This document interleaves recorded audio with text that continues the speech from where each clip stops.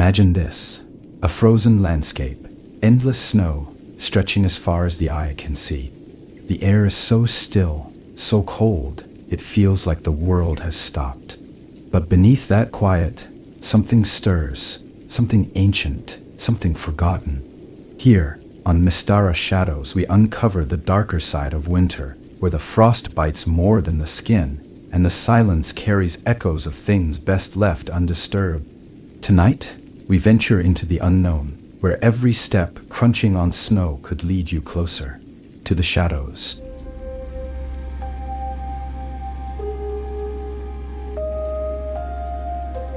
The road stretched before me, a pale ribbon swallowed by the vast, endless white of the snowstorm. The wipers screeched across the windshield, struggling to keep up with the blizzard's relentless fury. It had been hours since I'd seen another car, hours since my phone signal had died, and longer still since I'd passed the last sign of civilization, a gas station half buried in snow, its flickering neon lights barely visible through the storm. I should have turned back then. Every instinct told me to stop, to find shelter, to wait it out. But I didn't. The road ahead had felt like my only option, stretching into the unknown like an unspoken promise. Now, I wasn't so sure. The storm had thickened, the snow blinding, the wind howling like a living thing. The temperature inside the car was dropping, the heater's weak efforts barely cut through the icy air creeping through the cracks of the old sedan. My fingers felt stiff around the steering wheel, and my breath fogged the glass. Pine Hollow Road. The name slid through my mind like an uninvited guest. I didn't know where I'd heard it before, but it carried the weight of familiarity. It wasn't a memory exactly, more like an echo, something whispered in passing, something I hadn't paid attention to until now. The road was infamous, wasn't it? A back road that locals avoided in the winter, a place shrouded in half-forgotten tales of disappearances and dead ends. But that was nonsense. I'd driven back roads like this before. The only danger was the cold and the snow, and those were dangers I could handle. The storm mocked my thoughts. The wind screamed louder, slamming against the car, shaking it as if to disprove my flimsy resolve. The headlights barely pierced the swirling snow, illuminating nothing but the pale, suffocating chaos of the storm. And then the engine sputtered. It was subtle at first, just a hitch in the steady hum of the motor. Then it came again, louder this time, and the car began to slow. I slammed my foot on the gas, but the wheels spun uselessly against the snow-packed road. The engine coughed, spluttered, and then died completely, leaving me in the crushing silence of the storm. For a moment, I just sat there, staring at the faint glow of the dashboard lights as they faded into darkness. The storm raged on outside, the snow pounding against the car, the wind shrieking like a banshee. The silence inside the vehicle was oppressive, broken only by the sound of my breathing, too loud in the enclosed space. I tried the ignition, but the engine didn't even turn over. The battery was gone, drained by the heater's futile struggle against the cold. Panic began to creep in around the edges of my thoughts, sharp and cold as the frost forming on the inside of the windows. I had no phone signal, no map, and no idea how far I was from the nearest town, or the last one I'd passed. The snow was piling up outside, already halfway up the tires, and the cold was sinking in fast. Staying in the car wasn't an option. I needed to move, to find shelter before the storm claimed me. I wrapped myself in every layer I had, sweatshirt, coat, scarf, gloves, and stepped out into the blizzard. The cold hit me like a wall, stealing the breath from my lungs and biting into my exposed skin. The snow was deeper than I'd expected, nearly up to my knees, and the wind was relentless, whipping around me, tugging at my clothes, trying to knock me off my feet. I turned in a slow circle, searching for anything, any sign of a building or a road marker, but there was nothing. Just snow, stretching endlessly in every direction, and the faint outline of the pines that lined the road, their dark shapes barely visible through the storm. The pines. Something about them sent a shiver through me that had nothing to do with the cold. They loomed in the distance, impossibly tall, their branches heavy with snow. They seemed to shift in the storm, their shapes twisting and curling at the edges of my vision, as if they were moving. But that was impossible. It was just the storm, the wind and the snow playing tricks on my eyes. Still, I avoided looking at them as I started walking, my feet crunching through the snow. The cold was relentless, pressing into my chest, threading through my veins, numbing my fingers and toes despite the layers. The wind howled in my ears, carrying faint whispers that I told myself were nothing more than the sound of the storm. I didn't know how long I walked. Time seemed to stretch in the storm, the endless white swallowing everything, leaving me disoriented and lost. My legs burned with the effort of pushing through the snow, and my breath came in sharp, painful gasps, the cold air cutting into my throat and lungs. Just when I thought I couldn't take another step, I saw it. A building. Small, dark, half buried in the snow, but unmistakably there. Relief surged through me, giving me the strength to push forward, my steps quickening despite the burning in my legs. The building came into focus as I drew closer. A ranger's outpost, long abandoned by the look of it, but still standing against the storm. The windows were dark, the door slightly ajar, the snow piled high against its walls.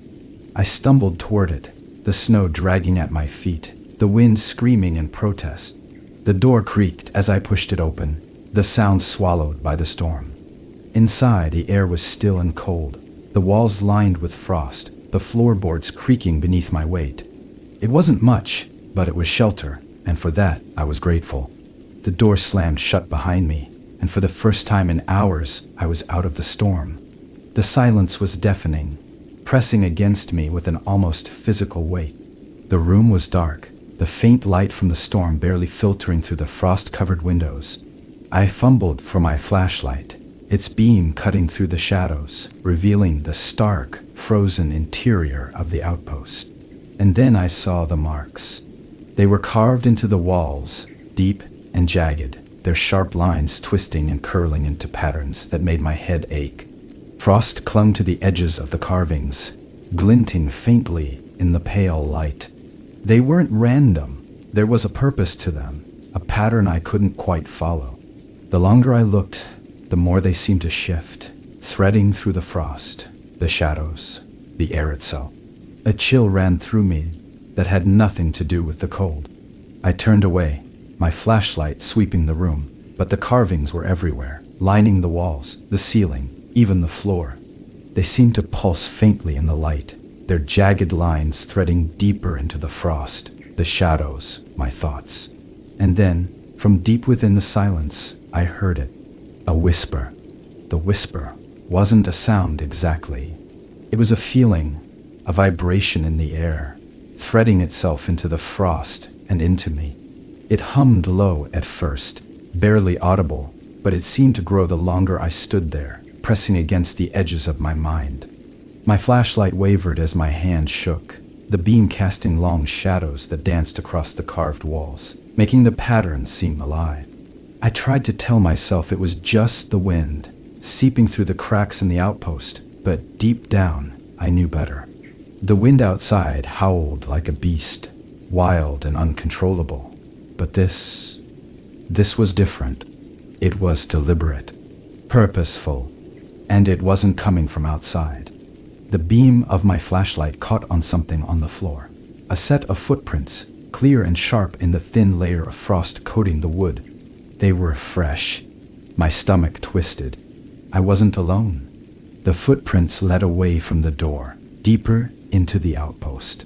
They were uneven, as if whoever had left them had been dragging one foot. I hesitated, every instinct screaming at me to turn back, to leave this place, to step back into the storm and take my chances. But something pulled me forward. It wasn't curiosity. It was deeper than that, heavier, threading through my thoughts like the whisper threading through the air. I had to know. The outpost wasn't large. The main room was bare, except for a few overturned chairs and a broken desk pushed into the corner. Frost clung to everything, thick and heavy, erasing any sense of time or abandonment. The walls were covered in those carvings, their jagged lines twisting and curling into shapes that hurt to look at. They seemed to pulse faintly, their sharp edges catching the light, threading deeper into the frost and the air. The footprints led to a door at the back of the room, its edges crusted with ice. The whisper grew louder as I approached, pressing against me with a weight that made it hard to breathe. My hand shook as I reached for the handle, the metal biting into my skin with its cold. The door creaked open, revealing a narrow staircase descending into darkness. The air was colder here, sharper, threading through my coat and scarf and sinking into my skin. The whisper was louder now, vibrating through the air, the frost, the walls. It wasn't just a sound, it was a presence pressing against me, threading through my thoughts, unraveling them one by one. I hesitated at the top of the stairs, my flashlight cutting into the darkness, illuminating nothing but frost-covered steps and shadow. But I couldn't stop. I didn't want to. The whisper pulled at me, threading through my thoughts, unraveling my fear, replacing it with something darker, heavier. I stepped onto the first stair, the wood creaking beneath my weight, the sound swallowed by the whisper. The frost on the steps was slick, and I gripped the railing to steady myself, its icy surface biting into my gloves. The stairs led to a small basement, the air so cold it burned with every breath. The whisper was deafening now, threading through the frost and the darkness, carving itself into the walls. My flashlight illuminated a small room, bare except for a single chair in the center, its surface coated in frost. The footprints ended here, stopping abruptly in front of the chair. But there was no one there. The walls of the basement were covered in carvings, deeper and sharper than the ones upstairs. They twisted and curled into shapes that defied logic, threading through the frost and the darkness, making my head ache the longer I looked at them. The whisper threaded through the carvings, vibrating through the frost, the air, my very thoughts. It wasn't just a sound. It was alive, moving and breathing, curling around me like smoke. My flashlight flickered, the beam cutting in and out, leaving me in flashes of darkness. The whisper grew louder, heavier, pressing against my chest, my veins, my soul. The carvings on the walls seemed to shift in the flickering light, their jagged lines threading deeper into the frost, the darkness, the whisper. I stumbled back, my foot catching on the edge of the stairs, nearly losing my balance. And then, it stopped. The whisper cut off abruptly, leaving me in suffocating silence. The air was heavy, pressing against me like a weight I couldn't lift. My flashlight flickered again, the beam weak and unsteady, but the carvings on the walls were still. The frost clung to them, glinting faintly in the pale light, but they no longer moved. The footprints remained, leading to the chair and stopping there, as if whoever had left them had vanished into thin air. I turned to leave, my breath curling into the cold air. But as I reached the stairs, the whisper returned. It wasn't the same as before. It was sharper now, clearer, threading through the frost and the carvings and the air itself. It wasn't just a sound, it was a voice, and it was speaking to me. I couldn't understand the words, not exactly. They weren't words in the traditional sense. They were deeper, heavier, threading through my thoughts, carving themselves into my mind like jagged lines in ice. The frost surged higher, curling around my legs, threading through my veins, my very soul. And then I felt it. A presence, heavy and suffocating, pressing against the frost and the air in my chest. It wasn't just in the room, it was in the frost, in the carvings, in me. The whisper grew louder, threading through my thoughts, unraveling them one by one. I stumbled back, my flashlight clattering to the floor, its beam flickering wildly, casting jagged shadows across the walls. The carvings twisted violently, their sharp lines unraveling and reforming, threading through the frost and the darkness and the whisper. The chair in the center of the room seemed to shift, its edges sharp and jagged, glinting faintly in the flickering light. The air grew colder, sharper, threading through my coat and scarf and sinking into my skin. And then, from deep within the frost, the whisper spoke again. "You are not alone." The words clung to the air, colder than the frost itself. They wrapped around me, sinking into my chest, threading through my veins, reverberating deep in my skull, like a bell that wouldn't stop ringing. My breath caught in my throat, and for a moment, I forgot the cold, forgot the frost biting at my skin, forgot the impossibility of it all. All I could feel was the presence, the weight of something far older, far hungrier than I could comprehend. I stumbled backward, my boots scraping against the icy floor, sending a harsh screech echoing into the silence. My flashlight sputtered at my feet, its weak beam swaying, throwing fragmented light across the carvings. They moved again. Or maybe they didn't. My mind couldn't seem to decide. Their jagged edges pulsed faintly, curling inward, then outward, threading deeper into the walls, deeper into the frost, deeper into me. The chair was still there, centered in the room like some kind of grim offering. The frost clung to it thicker than before, icicles stretching down from its arms and legs, sharp as knives. Couldn't look away from it. My body screamed at me to leave, to run, to find the stairs, and climb until my lungs burst, but I didn't move. I couldn't. Something held me in place, pulling me toward the chair, toward the carvings, toward the whisper, threading through the air. And then I saw it. A figure. Just a shadow at first, faint and wavering, flickering at the edge of my vision. It wasn't solid. It seemed to bleed into the frost and the darkness, its form unraveling and reforming with every heart.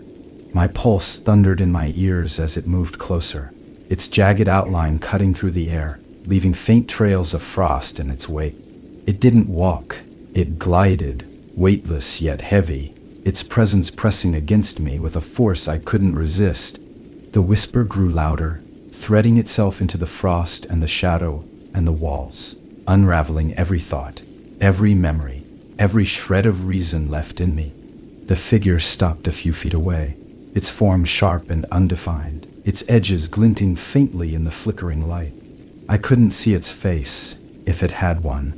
It was just darkness, endless and suffocating, staring back at me like an abyss. It tilted its head, a movement so deliberate, so precise it felt like a question. I didn't respond, not that I could. My throat was frozen, the air too thick to breathe, too sharp to inhale. The figure reached out, its hand, or what passed for one, hovering inches from my chest. The frost surged, curling around its arm, threading through the air and the shadows, connecting us in ways I couldn't understand. The pines have chosen you. The whisper wasn't just in the air anymore. It was inside me, threading through my mind, carving itself into my thoughts with icy precision. I couldn't look away from the figure, couldn't move, couldn't think. The frost around its hand surged higher, curling toward my chest, its sharp edges glinting faintly in the dim light. I felt it press against me, cold and heavy, threading through my ribs, into my lungs, into my heart.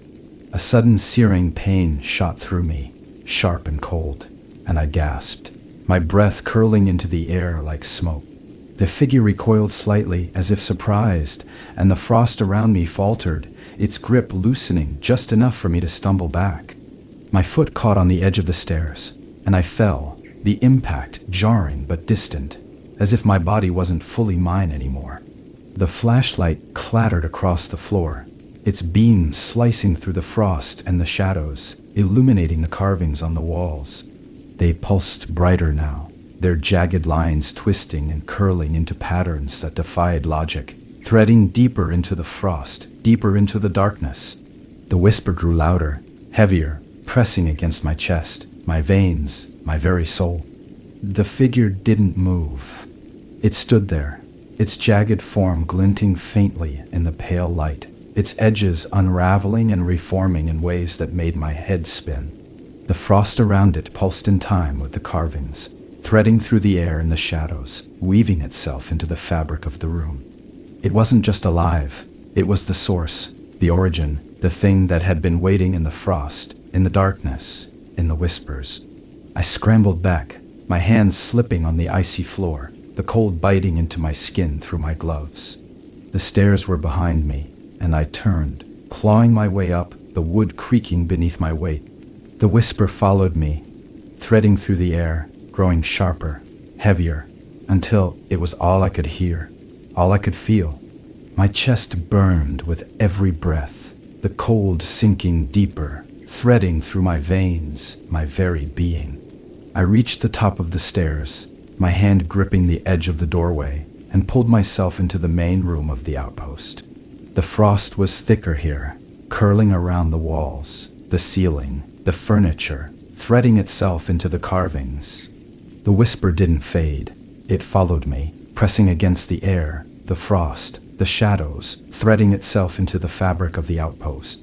I stumbled toward the door, my breath coming in sharp, painful gasps, my legs trembling beneath me. The door was coated in ice, the frost curling around its edges, sealing it shut. I grabbed the handle, my gloves slipping against the cold metal, and pulled, but it didn't budge. The whisper grew louder, pressing against my chest, threading through my veins, unraveling my thoughts. And then I heard it again. The pines are alive.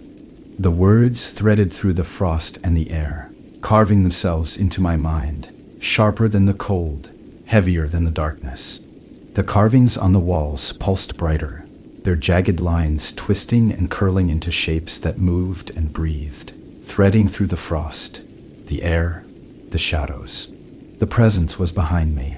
I didn't need to turn to know. It pressed against the air, heavy and suffocating, threading itself into the frost, the carvings, the whisper. My hand slipped from the door, and I turned, the cold sinking deeper into my chest, threading through my veins, my very soul. The figure was there, standing at the edge of the room, its jagged form glinting faintly in the pale light. It didn't move, but its presence pressed against me, threading through the frost, the carvings, the air itself. The whisper grew sharper, heavier, threading through my thoughts, unraveling them one by one. You cannot leave. The air was different now. It wasn't just cold, it was alive, writhing, pressing against my skin, threading into my lungs with every breath. The frost had thickened, creeping up the walls, curling across the floor, weaving around my boots like it was trying to pull me down. The carvings pulsed with faint light, jagged and sharp, their patterns twisting in ways my eyes couldn't follow. The whisper was everywhere now, threading through the frost, the walls, the shadows, my very thoughts. The figure didn't move, but I could feel it, its presence threading through the room, threading through me. The pines. It had spoken about the pines, and now I could feel them. They weren't just trees, they were something deeper, something vast, something alive. The frost wasn't just frost, and the shadows weren't just shadows. They were connected to the pines, woven into the land itself, stretching out far beyond the outpost, threading through the forest, threading through the storm. I tried to move, but the frost around my boots held fast, biting into the leather, threading through the seams, creeping up my legs. My breath came in sharp gasps, curling into the air like smoke, and I could feel the cold sinking deeper into my chest, threading through my veins, freezing me from the inside out. My flashlight flickered weakly on the floor, its beam cutting through the frost and the shadows, but it felt like it was fading, the light swallowed by the room itself. The whisper changed. It wasn't just a sound anymore. It was a force, threading through the air, unraveling every thought, every shred of reason I had left. It was deeper now, heavier, carving itself into the walls, the frost, my mind. I could feel it pulling at me, unraveling me, threading through my chest, my veins, my soul. The pines have chosen you. The words pressed into me like shards of ice, threading deeper with every syllable. I could feel them carving themselves into my thoughts, threading through the frost and the shadows, binding me to this place, to the outpost, to the pines. My legs buckled, and I fell to my knees, the frost biting into my skin, threading through the fabric of my clothes, threading into my bones. The figure tilted its head again, its jagged outline glinting faintly in the pulsing light of the carvings. It didn't move closer, but it didn't need to. Its presence was everywhere, threading through the air, the frost, the darkness. The pines loomed in the distance, their shapes pressing against the edges of my mind, vast and endless and suffocating. I could feel them watching, their branches threading through the storm, curling toward the outpost, curling toward me. The frost around my legs surged higher, curling around my chest, threading through my ribs, pressing against my lungs. I gasped, my breath curling into the air like smoke, and the whisper grew louder, threading through the frost and the carvings and the air, unraveling me one thought at a time. The carvings on the walls twisted violently, their jagged lines curling inward, then outward, threading deeper into the frost, deeper into the shadows, deeper into me. And then I saw it. The door. It wasn't the same door I had come through.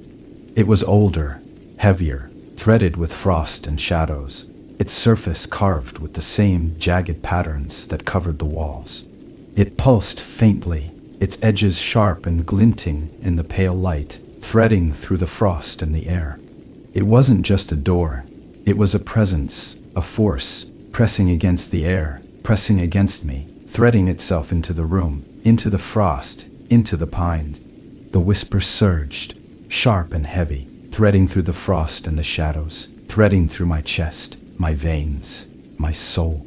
I couldn't move.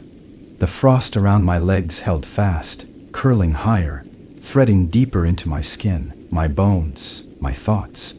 The figure turned toward the door, its jagged form unraveling and reforming, threading through the frost and the shadows, becoming one with the room itself.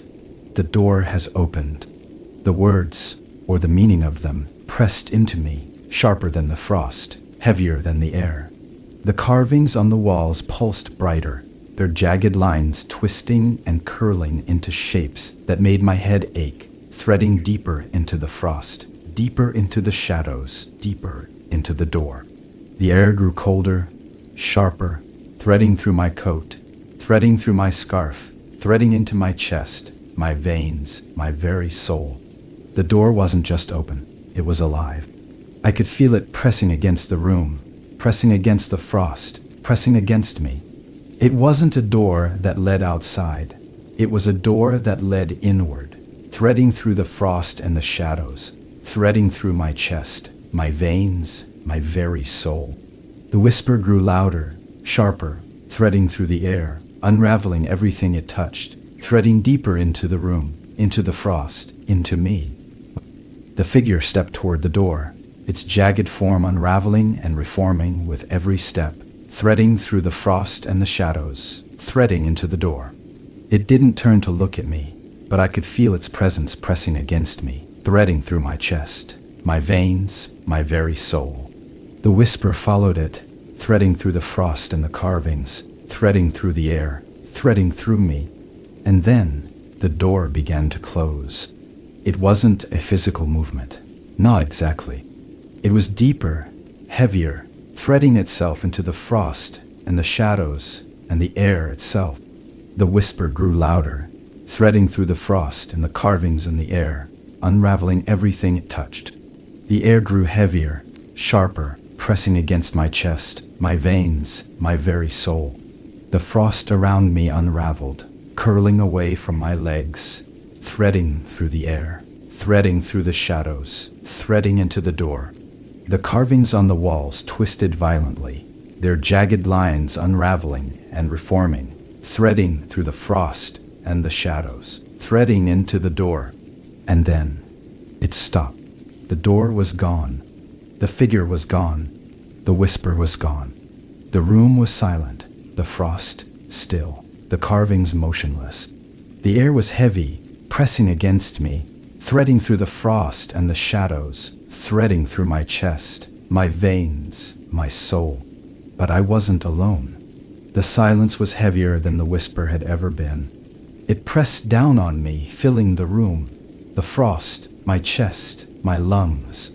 It was a weight I couldn't shake, an oppressive force that seemed to creep into every corner, every crevice of my being. The figure was gone. The door was gone. But the room felt fuller now, more alive than it had ever been.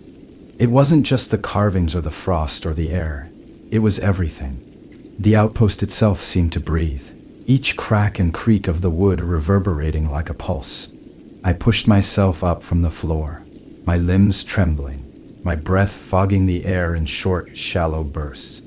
The frost around my feet had melted, leaving the wood beneath damp and slick. But the carvings, oh, the carvings, those remained. They were still. No pulsing, no twisting, no movement. But that didn't make them any less horrifying. The longer I looked, the more I felt their weight, their intent. It wasn't just decoration. It was purpose. A language I couldn't understand, carved into the walls and ceiling and floor with precision, with care. And now, it felt like it was looking back at me. The whisper was gone, but something lingered in its place.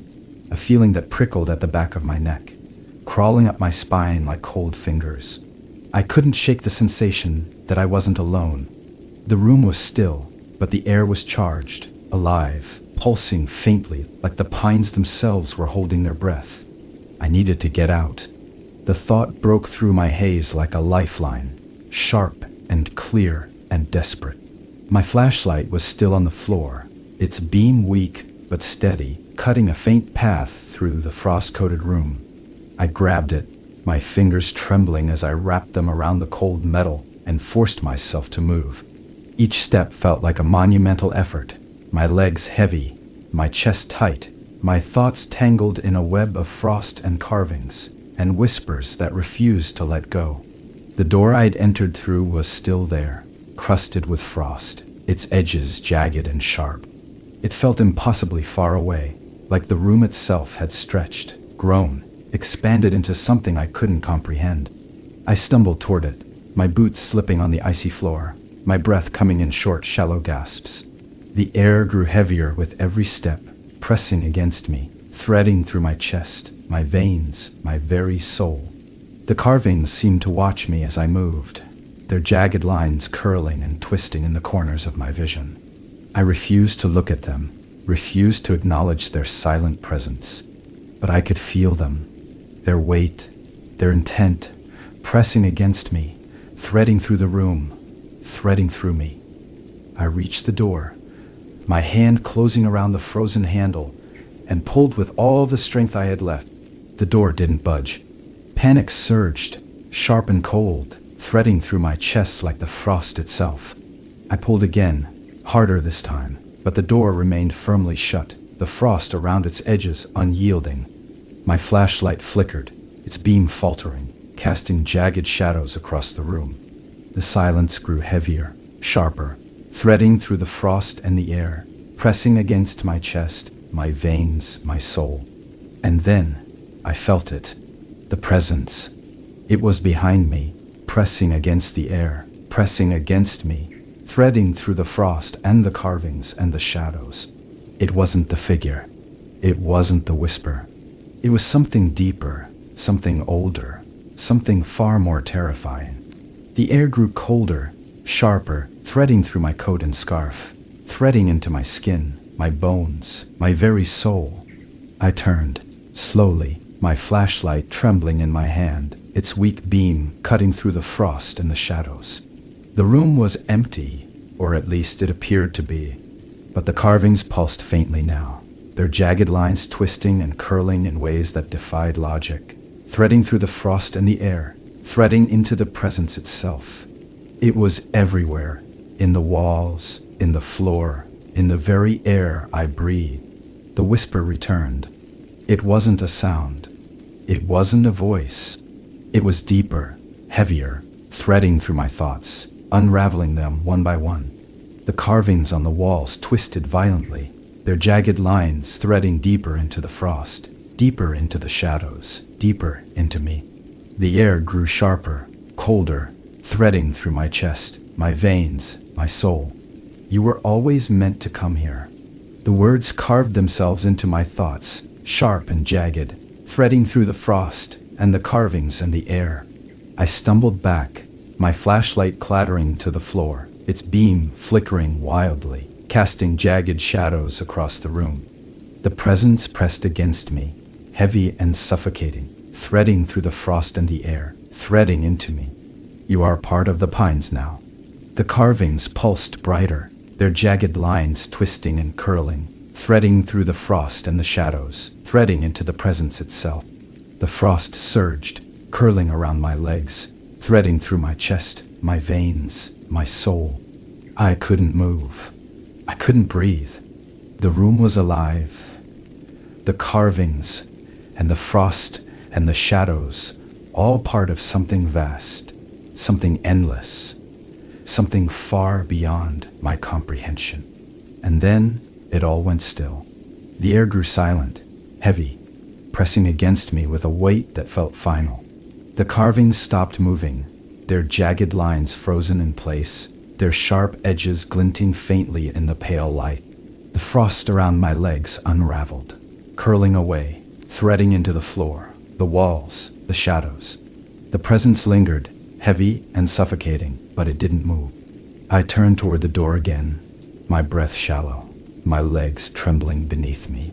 The handle was warm now, the frost gone, the metal smooth beneath my fingers.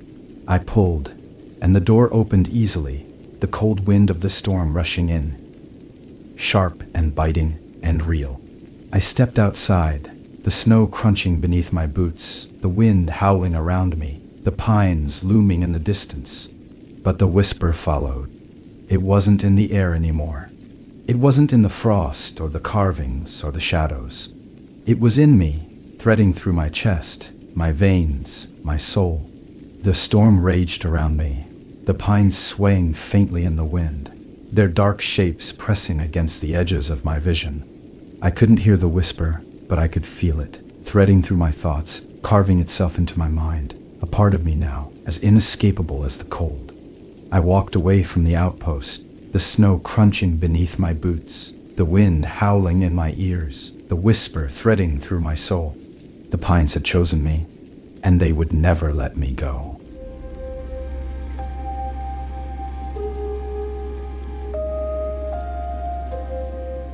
The cold that day was a living thing, biting and clawing at my every exposed inch, like it had a purpose beyond the mere physics of winter. I'd known Alaskan storms were brutal, but nothing in my imagination could have prepared me for the raw, merciless fury of the one that had swallowed me whole. It wasn't just the cold, it was the way it seemed to thrum in the air, alive and deliberate, as though the storm itself had a will, and I was trespassing on something ancient and sacred. My truck was long out of sight, buried beneath a mountain of snow and regret. It had sputtered its last breath miles back, leaving me stranded in a white wasteland that had no beginning and no end. My boots crunched through the frozen powder, the sound sharp and hollow, each step a grim reminder that I was alone. The world around me was empty save for the sound of the wind, screaming through the endless stretch of trees like some tortured creature in agony. I pulled my scarf tighter around my face, my breath curling in pale tendrils of vapor that disappeared as quickly as they'd formed. Each gasp felt like dragging shards of ice through my throat. And then, just when the frost began to bite deeper, when I started to wonder if I'd miscalculated my chances of survival altogether, I saw it. At first, I thought it was a trick of my half-frozen mind, a darker blur against the endless white, flickering in and out of existence between the swaying pines. But as I stumbled closer, my knees trembling and my hands numb beyond usefulness, the shape solidified into something impossible. It was a building. No, not just a building, a relic. A structure so out of place in the middle of this frozen wilderness that its presence seemed to distort the very air around it. The lodge rose before me, a massive silhouette against the white storm, its angular roof and frost-bitten walls casting shadows that danced unnaturally in the dim gray light. The snow piled high against its sides, half covering the faded letters of the sign that hung over the main entrance, the Solstice Lodge. I stared at it for what felt like an eternity, my frozen breath suspended in the air like a question I didn't want answered. The lodge seemed wrong, like it had been plucked from some other place, some other time, and dropped unceremoniously into this remote, godforsaken corner of the world. The windows, black and lifeless, gave no indication of warmth or life within. And yet, the sight of shelter, of four walls and a roof, was enough to override every instinct screaming at me to turn back. I made my way to the door, my boots dragging through the thick drifts of snow, my hands trembling as they closed around the frozen iron handle. The door resisted at first, groaning against the weight of time and frost, but eventually gave way with a sharp crack, spilling me into the dim, frigid interior. The foyer was massive, its high ceilings looming overhead like the mouth of a cavern, its once grand chandeliers encrusted with frost and dangling icicle. The air inside was barely warmer than the storm outside, but it was still enough to make me gasp in relief, my breath curling in pale spirals that seemed to linger far too long. The walls were covered in dark wood paneling, the kind you'd find in an old hunting lodge, though the years hadn't been kind to it. The varnish was cracked and peeling, frost creeping up from the floor in jagged, spidery patterns. But what struck me most was the silence. It wasn't the peaceful kind of silence you'd expect in an abandoned place. No, this was the kind of silence that pressed against your chest, thick and suffocating, as though the very air had weight. It made my ears ring, every small sound amplified against the oppressive void. My boots creaked against the frost-covered floorboards, and the sound echoed unnaturally, like the building was far larger than it appeared. And then there was the fire. It burned in a massive stone hearth on the far side of the room, its flames crackling softly, casting flickering light across the frost-covered walls. I froze where I stood, my breath catching in my throat. The fire wasn't just improbable, it was impossible. The storm outside was relentless, and the snow had piled high against every surface of the lodge. There were no tracks leading to the building, no signs of life beyond the flames themselves. And yet, the fire was real. I could feel its heat, faint but undeniable, reaching out to me like an open hand. I took a cautious step closer, my boots crunching against the frost as I made my way toward the hearth.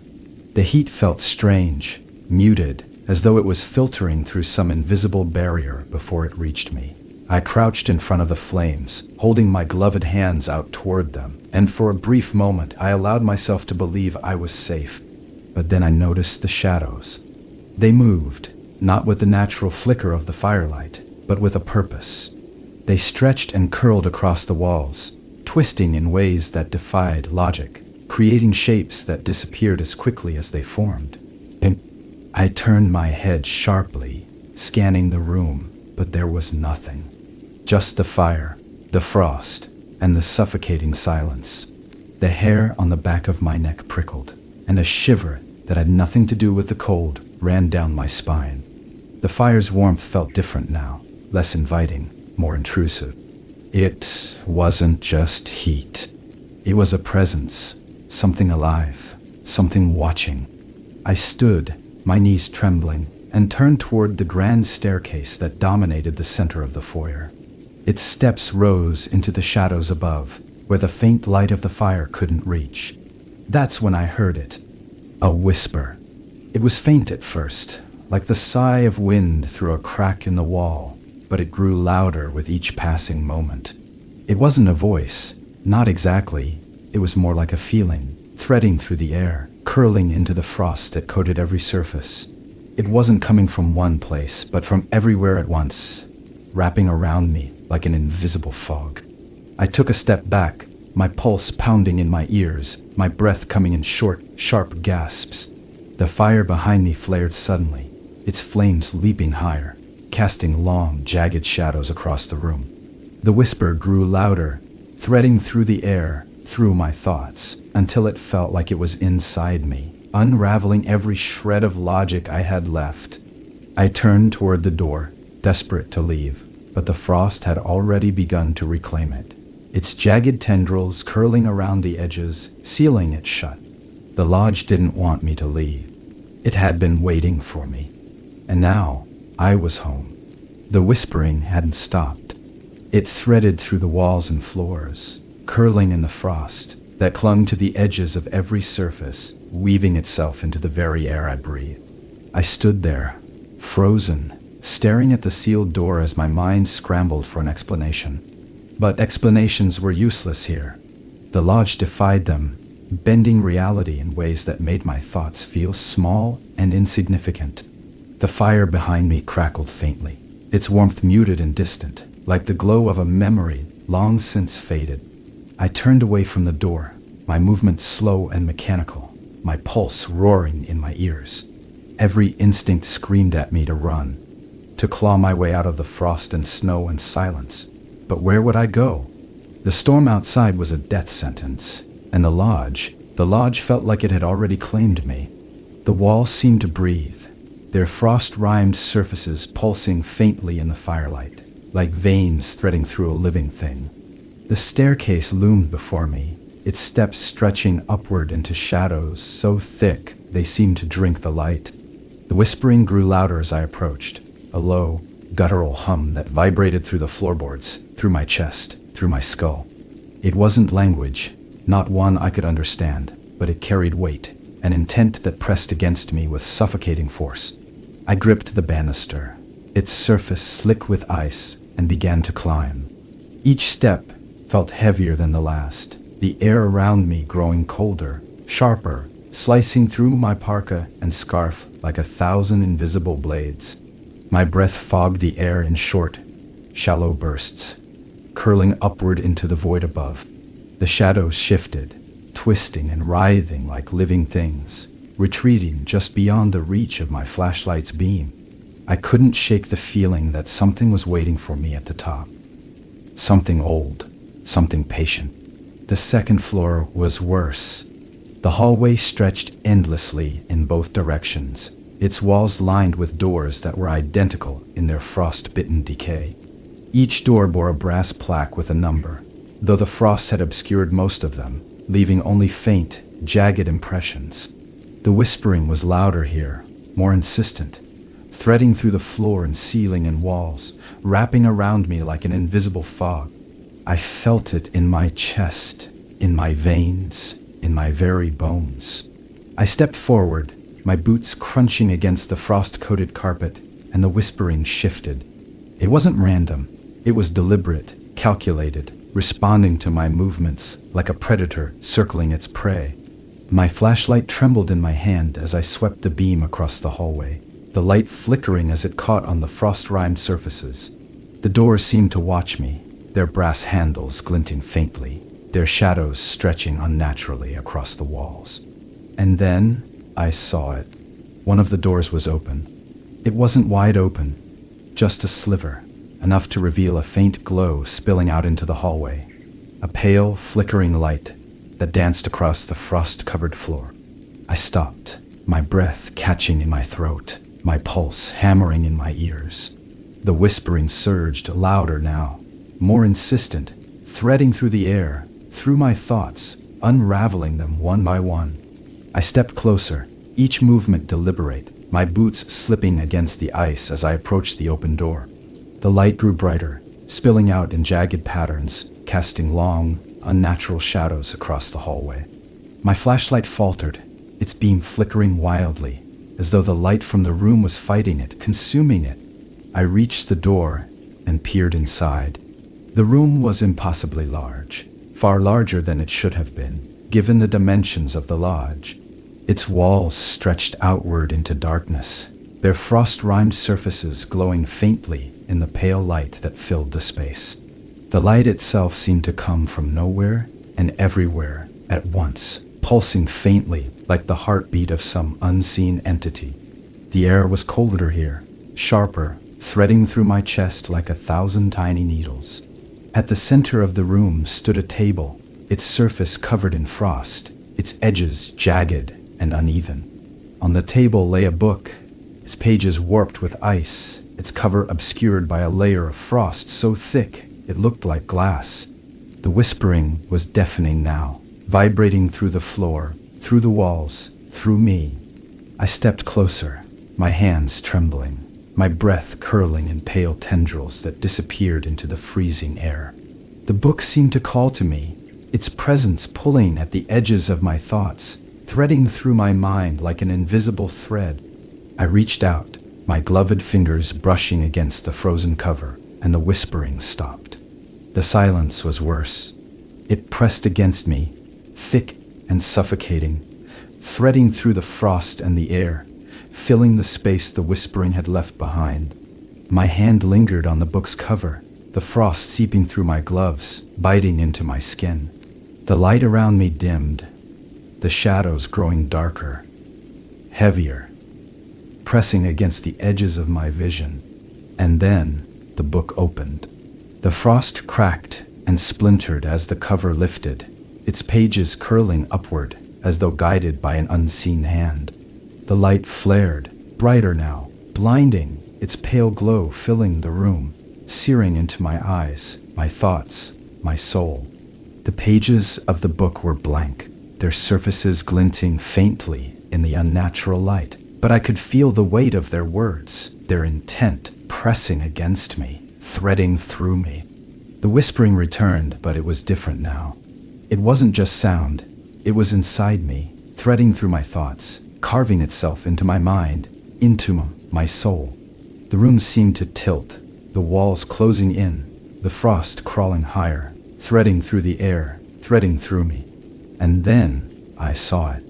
A figure, barely visible in the pale light, standing at the far end of the room. It was tall, its shape shifting and twisting, its edges blurring into the shadows that surrounded it. It didn't move, but I could feel its presence, its gaze, pressing against me, threading through the frost, the air, the silence. The book snapped shut. The light disappeared, plunging the room into darkness so absolute it felt like drowning. The whispering faded, replaced by a silence so thick, so heavy, it felt like the air had been stolen from my lungs. I stumbled back, my flashlight flickering weakly, its beam cutting through the shadows, catching on the frost-rimed walls. The figure was gone, but the feeling remained, threading through the frost, through the air, through me. The lodge had shown me its truth, and it wasn't finished with me yet. The darkness didn't fade. It pressed against me like a physical force, thick and suffocating, wrapping itself around every nerve and thought. My flashlight's beam flickered weakly, cutting feeble streaks through the shadows, but it couldn't penetrate the black void that seemed to close in from every side. My breaths came shallow and sharp, the air freezing against my lips, my chest tight with the effort to keep from panicking. I felt something shift behind me, a ripple in the stillness, like the air itself was moving, and I froze. I couldn't turn around. Something deep within me, primal and ancient, screamed against the thought of looking. Whatever it was, I felt it, just beyond the reach of the flickering light, closer than I could bear to imagine. My fingers tightened around the flashlight, its cold metal body slick with the frost that had begun to creep up my gloves. Every muscle in my body trembled, locked in a battle between the instinct to run and the crushing weight of fear that pinned me in place. A sound broke through the silence. Not a whisper this time, something deeper, heavier, a low, resonant hum that seemed to vibrate through the walls, through the floor, through my chest. It wasn't just sound, it was presence, threading through the very air I breathed. The shadows shifted, pulling toward the hum like iron filings to a magnet, their jagged edges blurring into the darkness. I took a step back, my boots slipping against the icy floor, and the sound grew louder. It wasn't random, it had rhythm, a pulse, like the heartbeat of something enormous and unseen. I felt it in my skull, a deep, thrumming pressure that made my vision blur, and my thoughts scatter like leaves in the wind. The lodge was alive, not metaphorically, not in the way abandoned places sometimes feel alive with memory or history. No, this was different. This was real, tangible, undeniable. I turned, unable to resist the pull any longer, and my flashlight flickered across the walls. The frost was moving. It wasn't melting or cracking. It was growing, threading across the surface like veins, branching out in jagged, unnatural patterns. It pulsed faintly, glinting in the weak light, and as I watched, I realized it wasn't just frost. It was shapes, shifting and curling into outlines that were almost, but not quite, human. The hum deepened, vibrating through the floor, and I stumbled, catching myself against the wall. My gloves left streaks of frost behind, and for a brief, horrifying moment, it felt like the frost reached back, clinging to my fingers, pulling me closer. I yanked my hand away, my breath hitching, and the shadows surged, closing in around me like a tidal wave. I ran. The hallway stretched endlessly before me, the doors on either side slamming shut as I passed, their brass handles glinting faintly in the flickering light. The hum followed, growing louder, sharper, threading through the air, through my thoughts, unraveling them with every step. My boot slipped and skidded against the frost-coated floor, my breath coming in ragged gasps that echoed unnaturally in the suffocating silence. I turned a corner, the shadows hot on my heels, and nearly collided with another door. This one was different, larger, heavier, its surface carved with intricate patterns that seemed to writhe and twist in the weak light. The handle was ice cold beneath my gloves, biting into my skin as I gripped it, and the door groaned as I pushed it open, spilling me into a vast open space. The room was a cathedral of frost and shadow, its walls stretching upward into a vaulted ceiling that seemed to disappear into darkness. Chandeliers hung from the rafters, their crystals coated in frost, throwing jagged reflections of light across the floor. The hum was deafening now, vibrating through the air, through the frost, through me. At the center of the room stood a figure. It was tall, impossibly so, its form shrouded in shadows that seemed to drink the light. Its edges blurred and shifted, like smoke caught in a vortex, and its presence filled the room, pressing against me with an intensity that made my knees buckle. It didn't move, but I could feel it watching, its gaze heavy and unrelenting, threading through the frost, through the air, through my thoughts. The hum deepened, a low, resonant growl that seemed to come from everywhere and nowhere at once, and the frost began to creep across the floor, threading toward me in jagged, spidery patterns. I stepped back, my boots slipping against the ice, and the figure tilted its head, its movement slow and deliberate, like it was considering me. And then it spoke. Not with words, not exactly. The sound that filled the room was deeper than language, older than thought, threading through my mind like a needle pulling thread. It wasn't a question or a command. It was a statement, absolute and undeniable. You are already mine. The frost surged, curling around my boots, freezing me in place.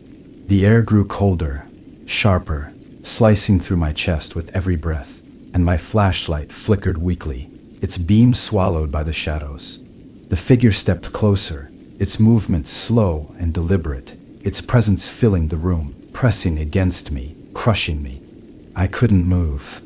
The frost climbed higher, curling around my legs, my torso, my arms, its jagged edges biting into my skin, threading through my veins like ice. The hum grew louder, vibrating through the air, through the frost, through me, unraveling every thought, every memory, every shred of resistance. And then, everything stopped. The frost, the shadows, the hum. It all disappeared in an instant, leaving me standing alone in the vast, empty room. The figure was gone, its presence replaced by an eerie, suffocating silence that pressed against my chest, thick and unrelenting. The frost that had climbed my body was gone, but its bite lingered, threading through my veins like a memory I couldn't shake. The room was still, but I could feel it. The lodge wasn't done with me. Not yet. The silence was worse than the hum. It pressed against me, thick and clinging, wrapping itself around my throat and chest like a weighted shroud. My thoughts felt sluggish, like they were sinking into something viscous and cold, dragged down by the void that seemed to pulse in the very walls around me. The room, vast and empty moments before, now felt like it was watching me. Not with eyes, no, it was deeper than that. It was the space itself, sentient and waiting, its intent threading through the stillness like an invisible fog. I forced myself to move, each step heavy, the frost-covered floor creaking beneath my boots as if protesting my intrusion. The shadows seemed thicker now, darker, stretching across the walls and ceiling like a living thing. My flashlight had become useless. Its weak beam was swallowed almost entirely by the oppressive blackness that surrounded me. I clutched it anyway, the cold metal a lifeline against the encroaching void. I stumbled out of the room and into the hallway beyond, but the space wasn't the same. The walls were closer now, the frost creeping higher, curling in jagged patterns that seemed almost deliberate. The doors that had lined the hallway before were gone, replaced by blank, featureless walls that pulsed faintly in the dim light. The whispering had returned, faint and distant at first, but growing louder with every step I took. It wasn't coming from one place. It was everywhere, threading through the walls, the floor, the air itself. The sound was layered, overlapping voices that rose and fell in a rhythm that felt almost like breathing. I couldn't understand the words, if they were even words at all, but I could feel their weight, their intent pressing against my mind like a cold hand. The hallway stretched endlessly before me, twisting and curling into itself like a labyrinth. I turned corner after corner, my breath fogging the air in shallow bursts, my pulse roaring in my ears. The whispering grew louder, sharper, threading through the frost-covered walls, unraveling the edges of my thoughts with every step. The lodge wasn't just alive, it was hunting me. I turned another corner and froze. The hallway ahead was different. The frost on the walls glowed faintly, casting a pale, unnatural light that danced and flickered like distant flames. The floor beneath my boots was slick with ice, the patterns in its surface shifting and twisting like something alive. At the far end of the hallway stood a door, massive and ancient, its surface carved with intricate patterns that seemed to pulse and writhe in the dim light. The whispering surged, threading through the air, pulling me forward like an invisible tether. I didn't want to move. Every instinct screamed at me to turn back, to run, to claw my way out of the lodge and into the storm beyond. But my legs carried me forward, each step heavy and mechanical, my breath shallow and sharp. I'm Diazad. And no. My breath shallow and...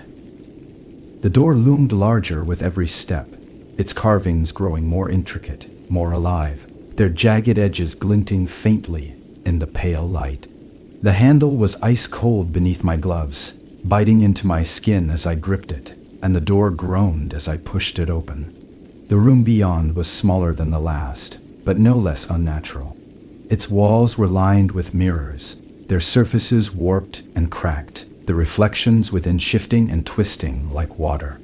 The floor was covered in frost, its jagged patterns branching out in every direction, threading through the room like veins. At the center of the room stood a figure.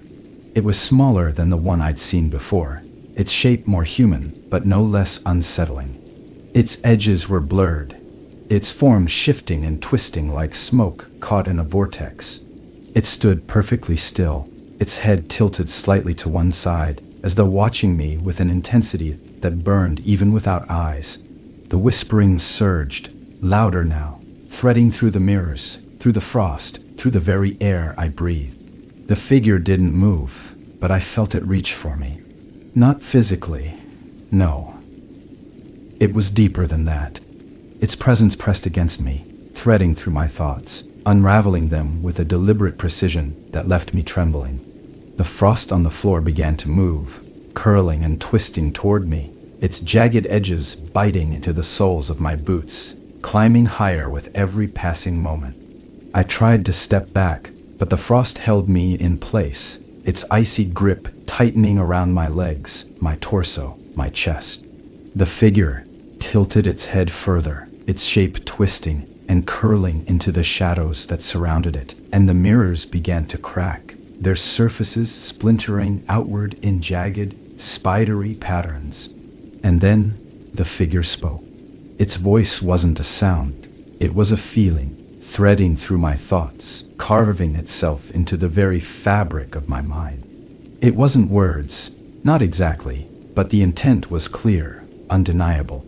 You belong here. The frost surged, curling higher, threading through my veins like ice, freezing me in place.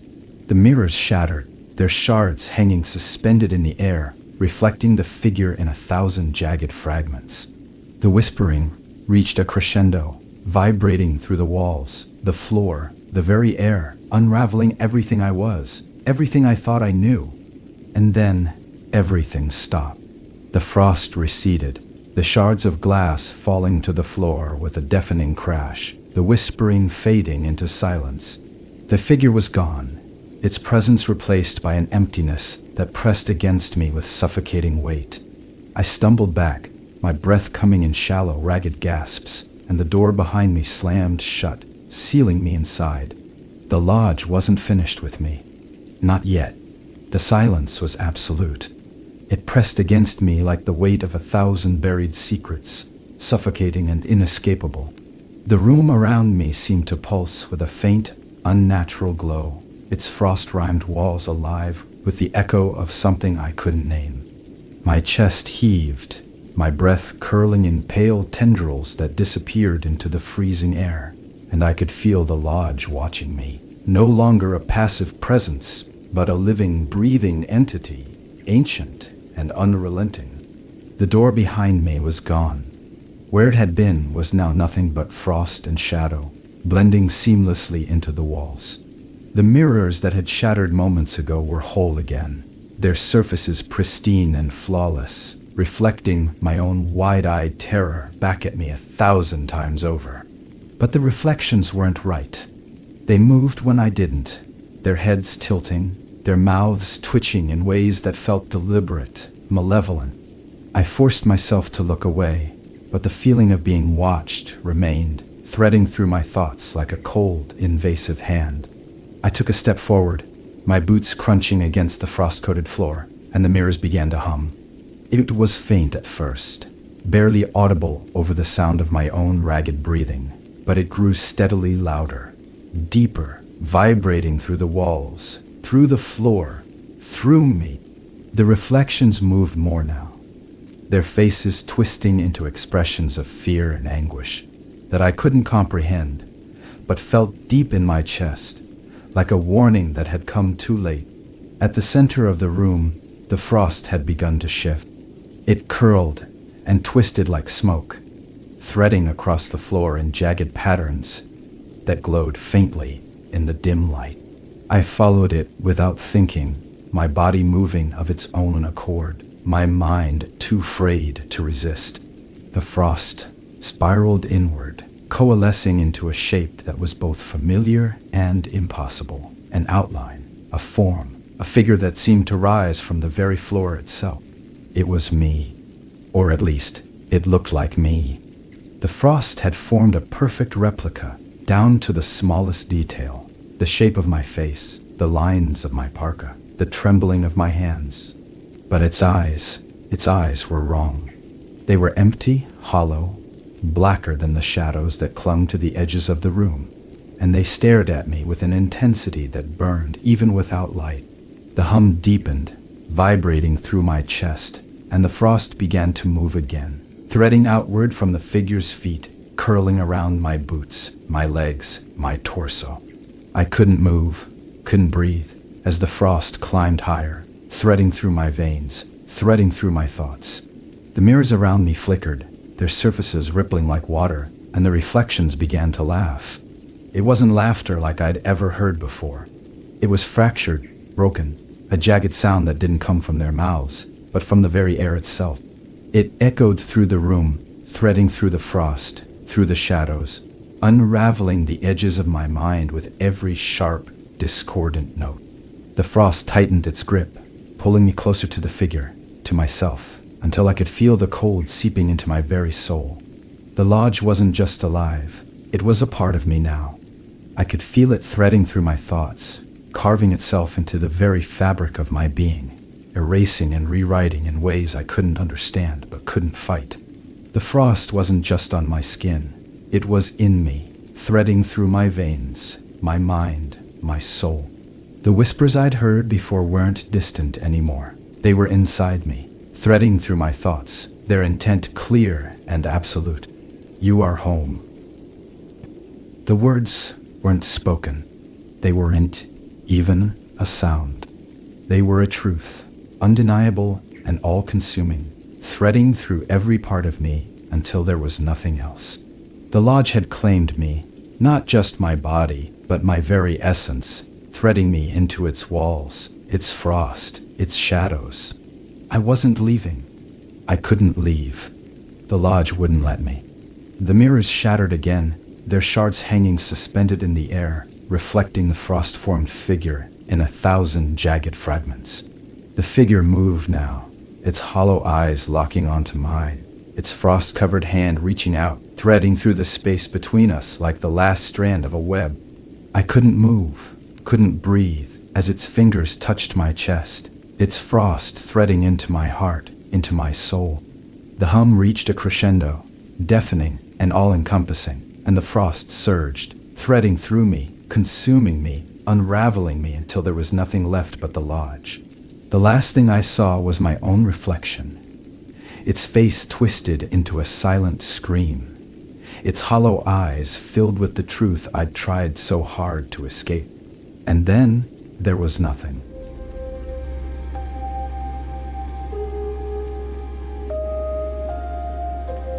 The snowstorm wasn't in the forecast.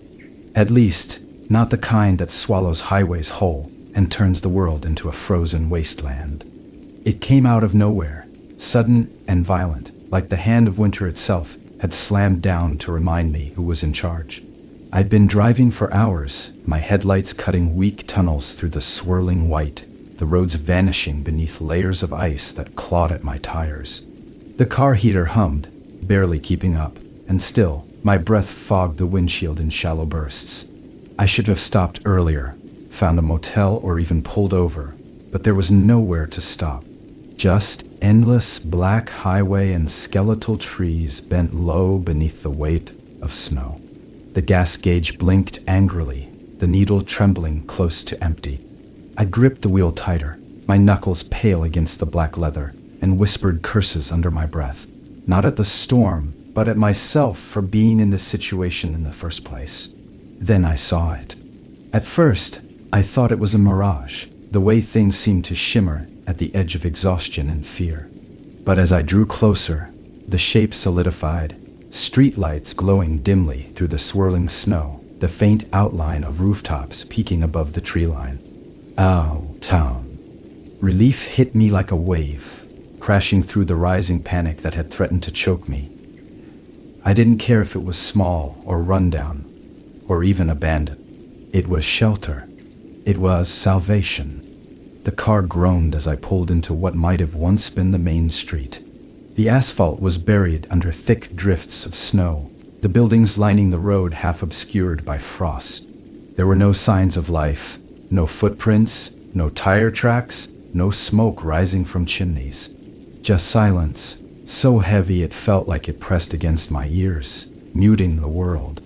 My headlights caught faded storefront signs, a diner, a general store, a hardware shop, all closed, their windows frosted over, their interiors dark and lifeless. I parked in front of what looked like a community center. It was the largest building on the street, its double doors hanging slightly ajar as though inviting me in. The engine sputtered as I turned it off, the silence rushing in to fill the void. The storm howled outside, a banshee's wail threading through the cracks in the car doors. But inside the vehicle, it felt too still, too quiet. I had to move. Sitting there wasn't an option. The cold was creeping in, threading through my jacket, sinking into my bones. The wind hit me like a slap the moment I stepped outside. It clawed at my face, sharp and biting, driving snow into every exposed inch of skin. I stumbled toward the building, my boots crunching against the icy ground, my breath coming in ragged bursts. The doors loomed closer, their surface coated in frost that glittered faintly in the weak light of the street lamp above. Inside, the air was no warmer. The cold had seeped into the very walls, turning the place into a cavern of ice and shadow. My flashlight beam cut through the darkness, illuminating rows of empty chairs and tables, pushed haphazardly against the walls. The space felt abandoned, but not forgotten. There were marks, scratches on the floorboards, smudges on the frost-covered windows, traces of movement that didn't belong to me. I moved deeper into the room, the sound of my boots echoing unnaturally in the emptiness. The walls were covered in peeling flyers and notices, their edges curled and yellowed with age. But there was something off about them. Beneath the mundane announcements, potluck dinners, lost pets, town meetings, there were symbols. Strange, jagged markings etched into the paper, barely visible beneath the layers of frost. They didn't look like graffiti or vandalism. They looked deliberate. The air grew heavier the further I went, each step feeling harder than the last, as though the building itself resisted my presence. My flashlight flickered, the beam dimming and sputtering as I approached the far end of the room. There was a door there, its surface carved with the same jagged symbols I'd seen on the flyers. The handle was coated in frost, glinting like glass, and as I reached for it, a sound broke the silence. It wasn't loud, just a faint creak, like wood settling under weight, but in the oppressive stillness, it might as well have been a gunshot. I froze, every muscle in my body locking tight, the flashlight trembling in my grip. The sound came again, closer this time, threading through the air like a whisper. I swung the beam toward the noise, the light cutting through the darkness, but there was nothing there. Just rows of chairs, tables, shadows. The whisper came again, faint, distant, but unmistakable. It wasn't the wind. It was inside. I turned back to the door, my heart hammering against my ribs, and twisted the handle. It groaned under my grip, the frost biting into my palm even through the glove, and swung inward to reveal a narrow staircase leading down into the dark. The air here was colder, sharper, threading through the gaps in my jacket, wrapping itself around my lungs. I should have turned back. Every instinct screamed at me to leave, to run, to get out while I still could. But I didn't. I stepped onto the first stair, the wood creaking beneath my weight, and descended into the black. The stairs felt endless, their creaking groans swallowed by the darkness that seemed to pull me deeper with every step. The air was colder now, so sharp it felt like I was breathing shards of glass.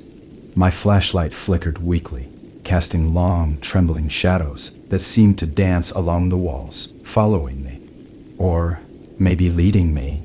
The walls were bare at first, just rough, frost-bitten wood, but as I descended, faint carvings began to appear. They were jagged, chaotic patterns at first glance, but the longer I stared at them, the more they seemed to shift, to form shapes, symbols that made my stomach twist in a way I couldn't explain. They felt ancient, older than the building, older than the town. They pulsed faintly under the beam of my flashlight, as though alive. The whispering returned. Faint, distant, but unmistakable. It wasn't coming from above or below. It was everywhere, threading through the air, vibrating in the walls. It wasn't words, not exactly, but there was intent behind it, something primal and wrong. I gripped the flashlight tighter, my knuckles aching, and forced myself to keep moving. Turning back wasn't an option. The thought of going back up to the empty room above, to the storm howling just beyond its walls, filled me with a dread I couldn't explain. The stairs ended abruptly, spilling me into a narrow corridor that stretched out into the darkness. The walls here were different, smoother, colder, their surfaces covered in a thin layer of frost that glittered faintly in the weak light. The carvings were more intricate now, more deliberate, their lines sharper and more defined. I couldn't stop myself from running my fingers over them, the frost biting into my skin even through my gloves. They felt wrong, too deep, too precise, like they'd been carved, not with tools, but with something sharper, something alive. The whispering grew louder as I moved down the corridor, its rhythm rising and falling like breathing.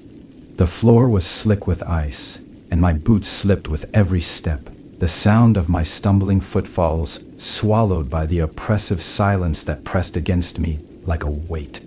My flashlight flickered again, its beam dimming, and for a moment I was plunged into complete darkness. That's when I felt it. A presence. Not behind me, not in front of me, but around me. It wasn't physical. There was no sound, no movement, but it was there, threading through the air, pressing against my thoughts. My breath hitched, fogging the air in shallow bursts, and I froze, every instinct screaming at me to run. But my feet wouldn't move. My body was rooted to the spot, my pulse roaring in my ears, drowning out the faint whispering that had grown louder, closer. The light sputtered back to life, weaker now, barely cutting through the dark, and I forced myself forward, each step heavier than the last. The corridor twisted and turned, its walls closing in, the frost growing thicker, spreading like veins. The carvings seemed to shift as I passed them, their lines blurring, twisting into shapes I didn't recognize, couldn't comprehend.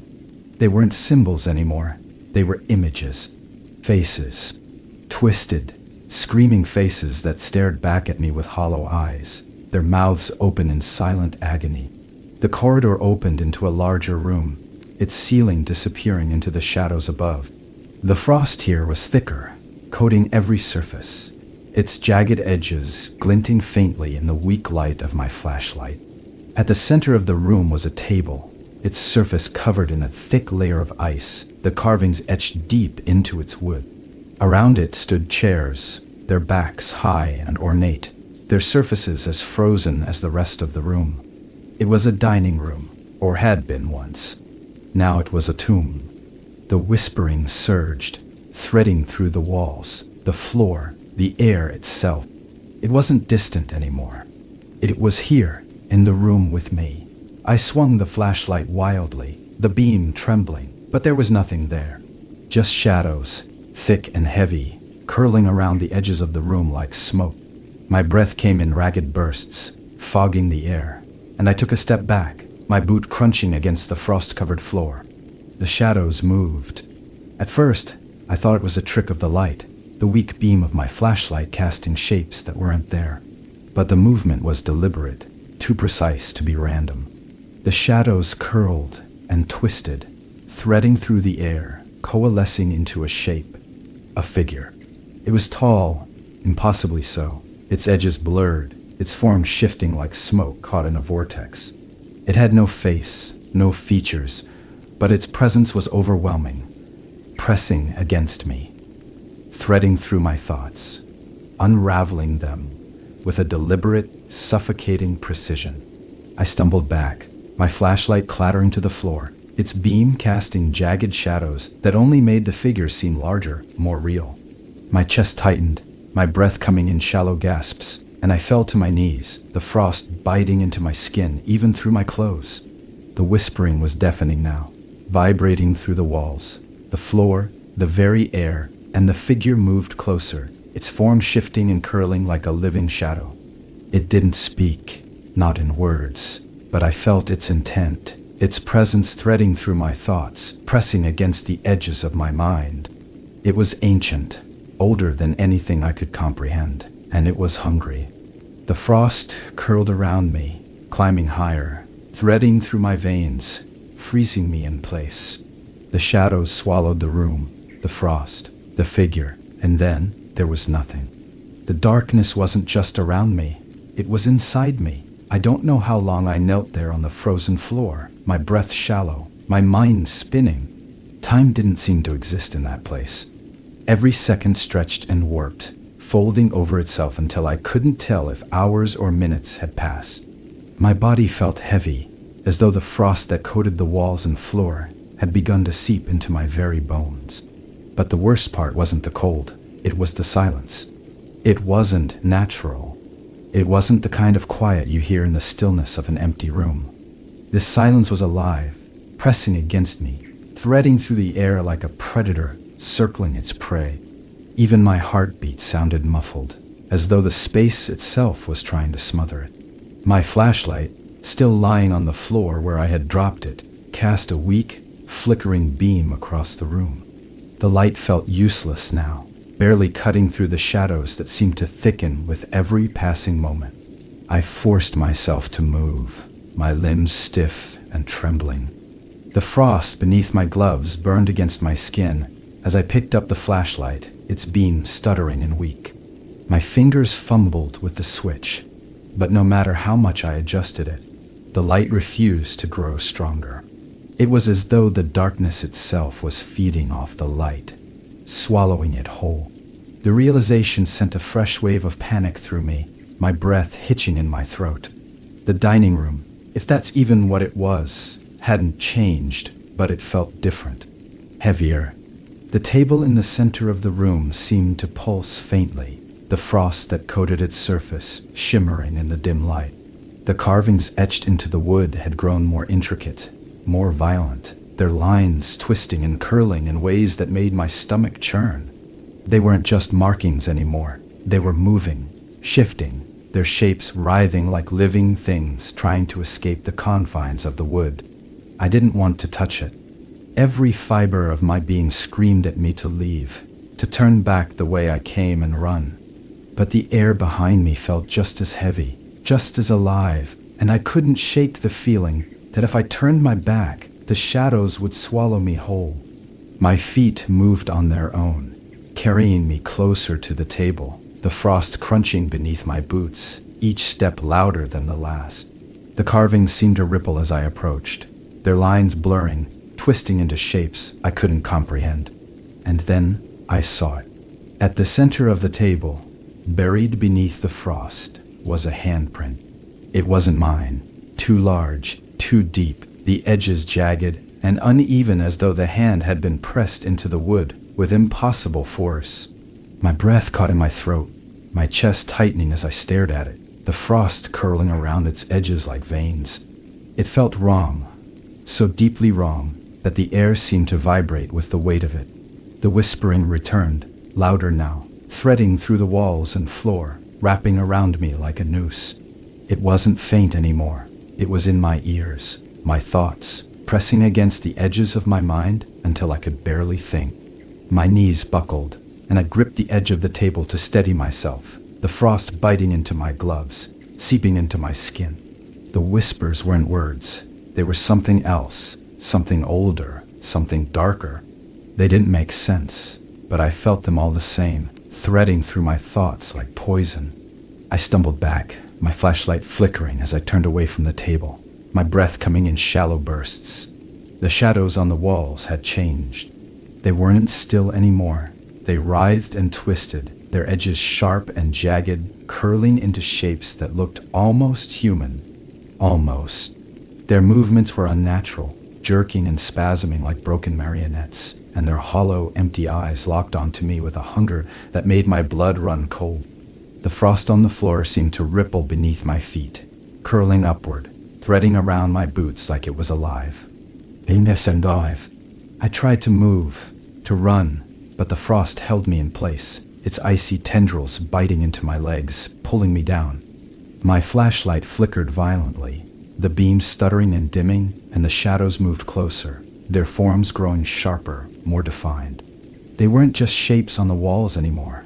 They were stepping out of them, their jagged limbs curling and twisting as they pulled themselves free. I couldn't breathe. The air was too thick, too cold, threading into my lungs like shards of ice. My flashlight died, plunging the room into complete darkness, and the whispering surged, deafening and overwhelming, vibrating through the walls and floor and into my very thoughts. The shadows were everywhere now, pressing against me, threading through the air, curling around me like smoke. I couldn't see them, but I could feel them, sharp and jagged, their presence like needles pressing into my skin. And then, the air shifted.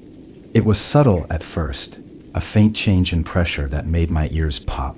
But it grew stronger, heavier, the frost on the walls cracking and splintering as the temperature plummeted. The whispers stopped, cut off abruptly, leaving behind a silence so deep it made my head spin. The shadows froze, their jagged forms hanging suspended in the air, and for a moment I thought it was over. That whatever was in this place had decided to let me go. But then the floor beneath me cracked. It wasn't loud, not at first. Just a faint, splintering sound, like ice breaking underfoot. But it grew louder, deeper, vibrating through the room, and the frost that had held me in place shattered, sending me stumbling back. The floor buckled, the wood groaning and splitting, and I barely had time to scream before it gave way completely, swallowing me whole. I fell into the dark. The fall felt endless. There was no air, no up or down, just an overwhelming sense of being swallowed whole by the void. I didn't scream. I couldn't. The cold had stolen my breath, threading through my chest and pulling tight, like icy claws gripping my lungs. The darkness wasn't just around me.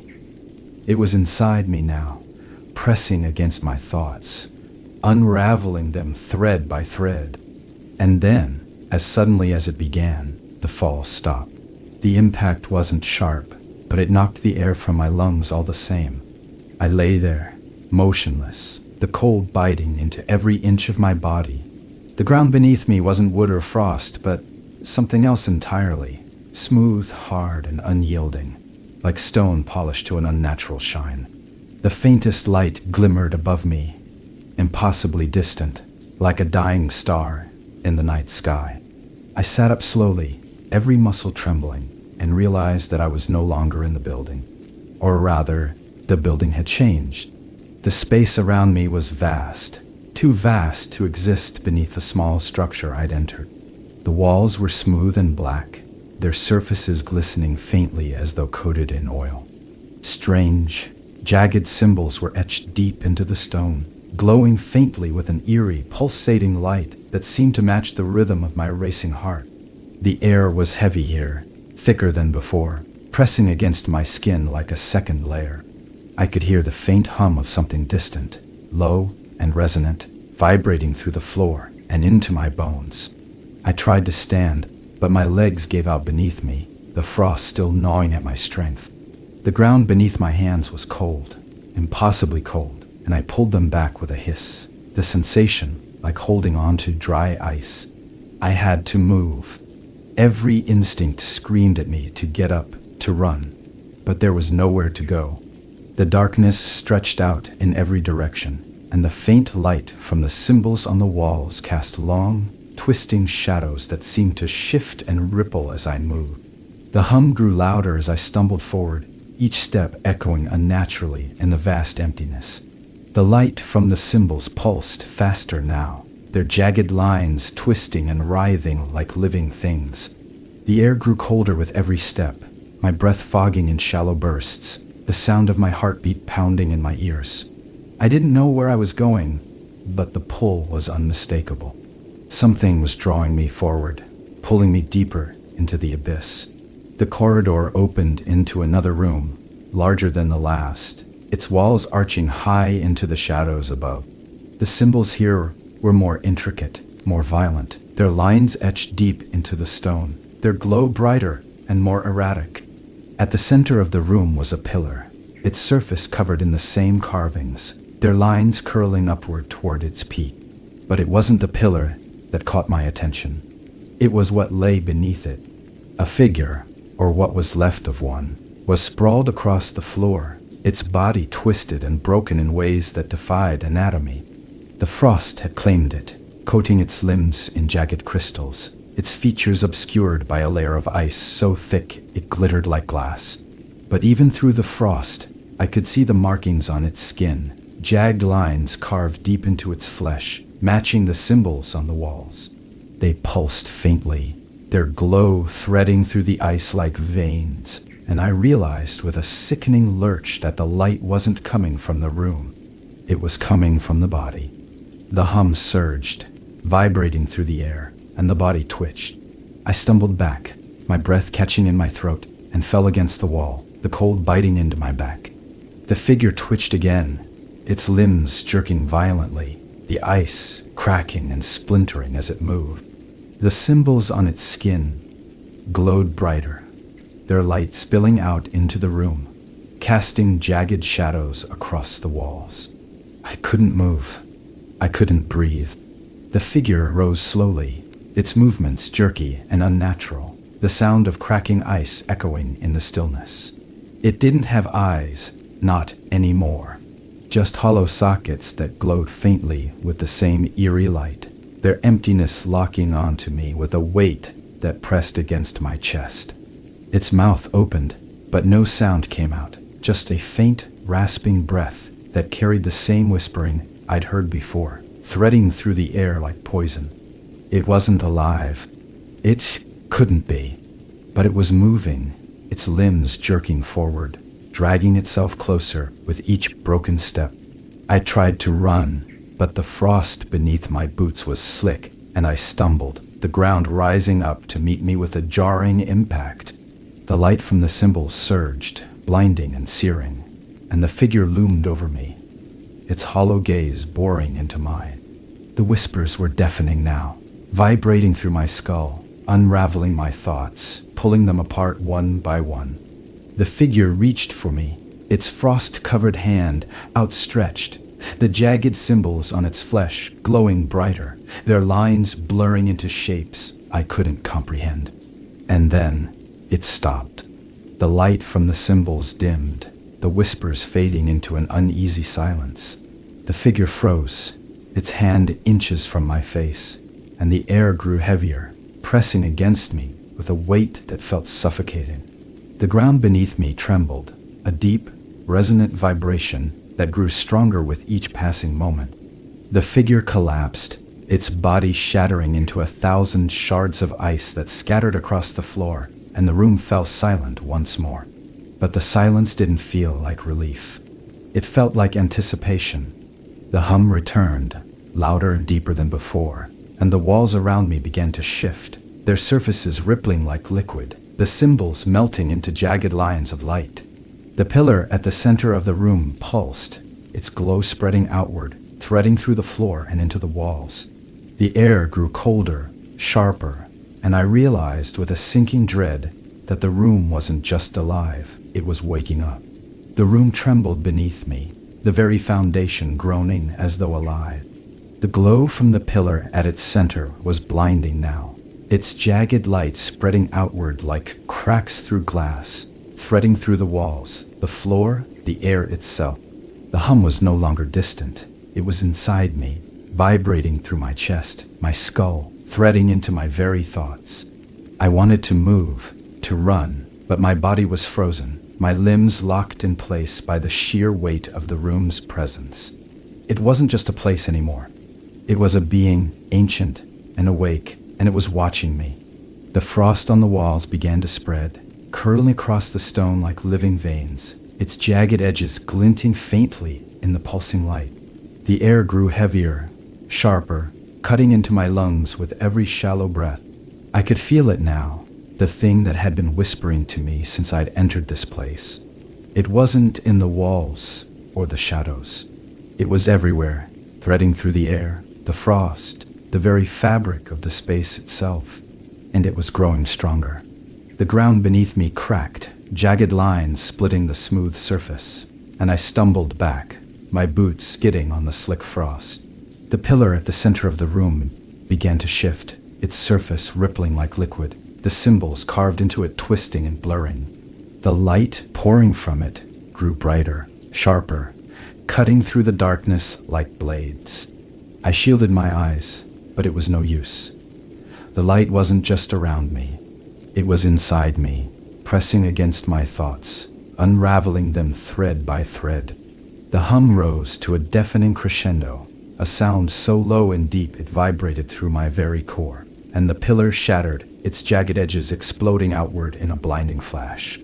I fell to the ground, the impact jarring every bone in my body, and when I opened my eyes, the room was different. The walls were gone, replaced by a void so vast and black, it felt infinite, and the ground beneath me was smooth and cold, its surface pulsing faintly with the same eerie light that had been carved into the stone.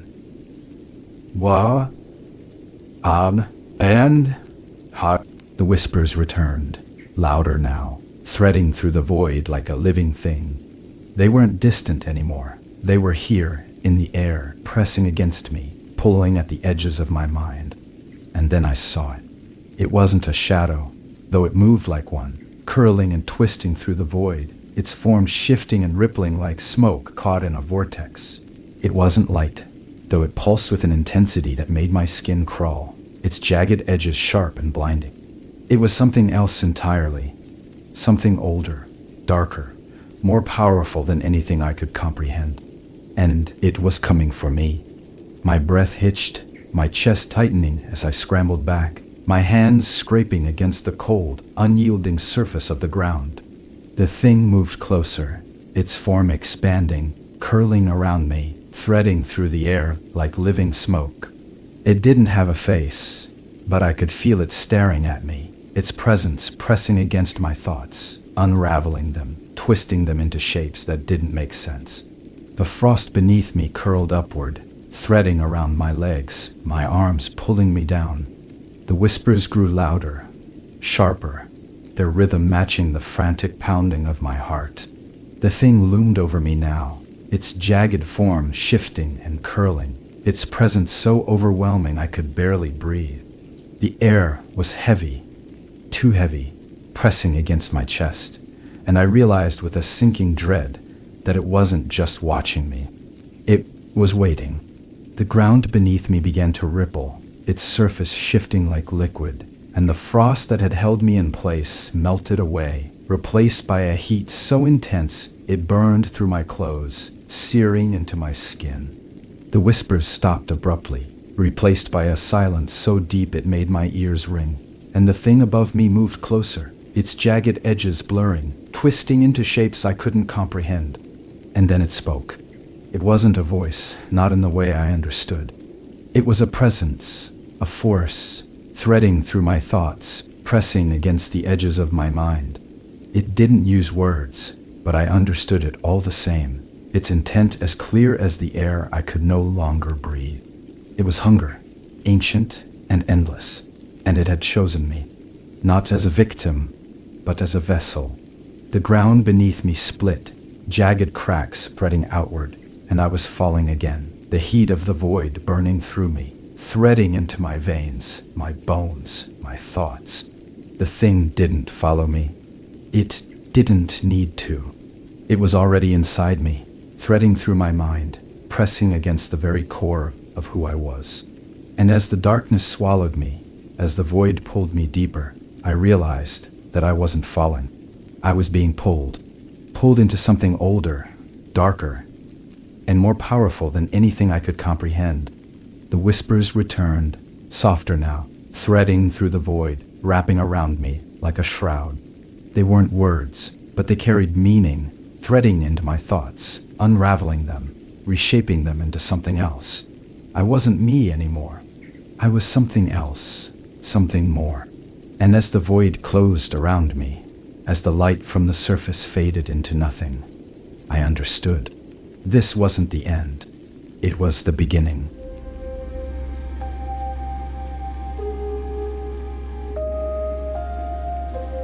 The first thing I remember was the silence, thick, suffocating, and unnatural.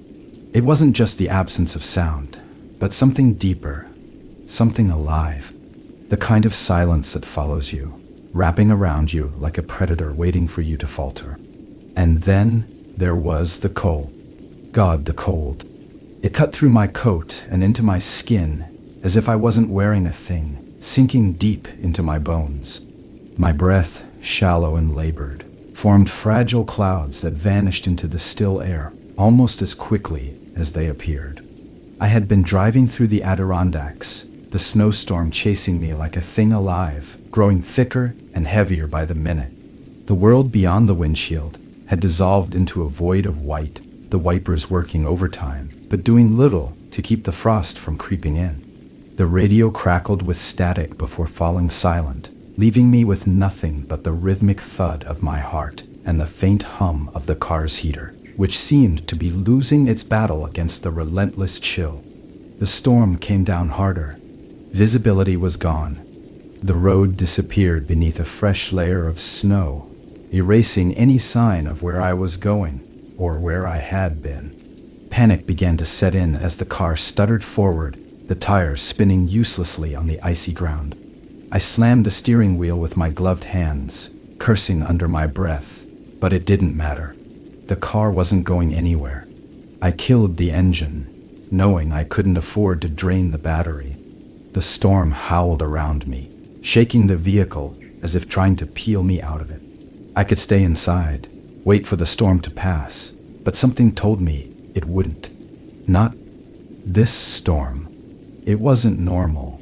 It didn't feel like a passing thing. It felt alive. Against my better judgment, I grabbed my flashlight and stepped out. The wind hit me like a slap, nearly knocking me off my feet. Snowflakes the size of coins pelted me, the air thick with icy crystals that clung to my coat and eyelashes. The cold stole my breath, freezing my lungs with every gasp as I turned to look at my surroundings, or what little I could make out. The forest around me was a skeletal thing, bare trees clawing at the sky like frozen fingers. Their branches creaked and groaned under the weight of the snow, though I could swear the sound was something else. Something deeper. A faint vibration, almost imperceptible, like the low hum of machinery buried far beneath the ground. It wasn't until I started walking that I realized the sound wasn't coming from the forest. It was coming from the storm itself. The flashlight beam cut through the dark, but only barely. The snow reflected the light back at me in a blinding haze, making it almost impossible to see where I was going. I stumbled forward, my boots crunching through the snow, every step harder than the last. My muscles ached, my fingers numb despite the gloves, and every breath felt like knives in my chest. The storm howled louder, drowning out the sound of my footsteps, the wind whispering things I couldn't quite make out. And I saw it. Through the haze of snow, a shape began to emerge, tall, dark, and unnatural. At first, I thought it was a building, a structure of some kind. Relief washed over me as I quickened my pace, desperate to reach shelter. But as I drew closer, I realized it wasn't a building at all. It was a tree, but not like any tree I'd ever seen. Its trunk was impossibly wide, its bark black and slick as though coated in oil. The branches twisted and curled unnaturally, reaching out in all directions like the legs of a spider, their tips ending in sharp, jagged points. The snow didn't seem to touch it. In fact, it seemed to recoil from the tree, leaving a perfect circle of bare ground around its base. I stepped closer, my boots crunching against the frost-covered earth, the hum growing louder now, resonating through my chest. The flashlight flickered, its beam trembling as though the batteries were dying, but I knew that wasn't it. The light bent and twisted as it hit the tree, the shadows curling and writhing like living things. And then I noticed the carvings.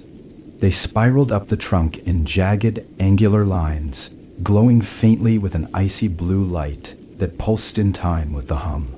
The symbols were unfamiliar, their shapes alien and unsettling, but they stirred something deep inside me.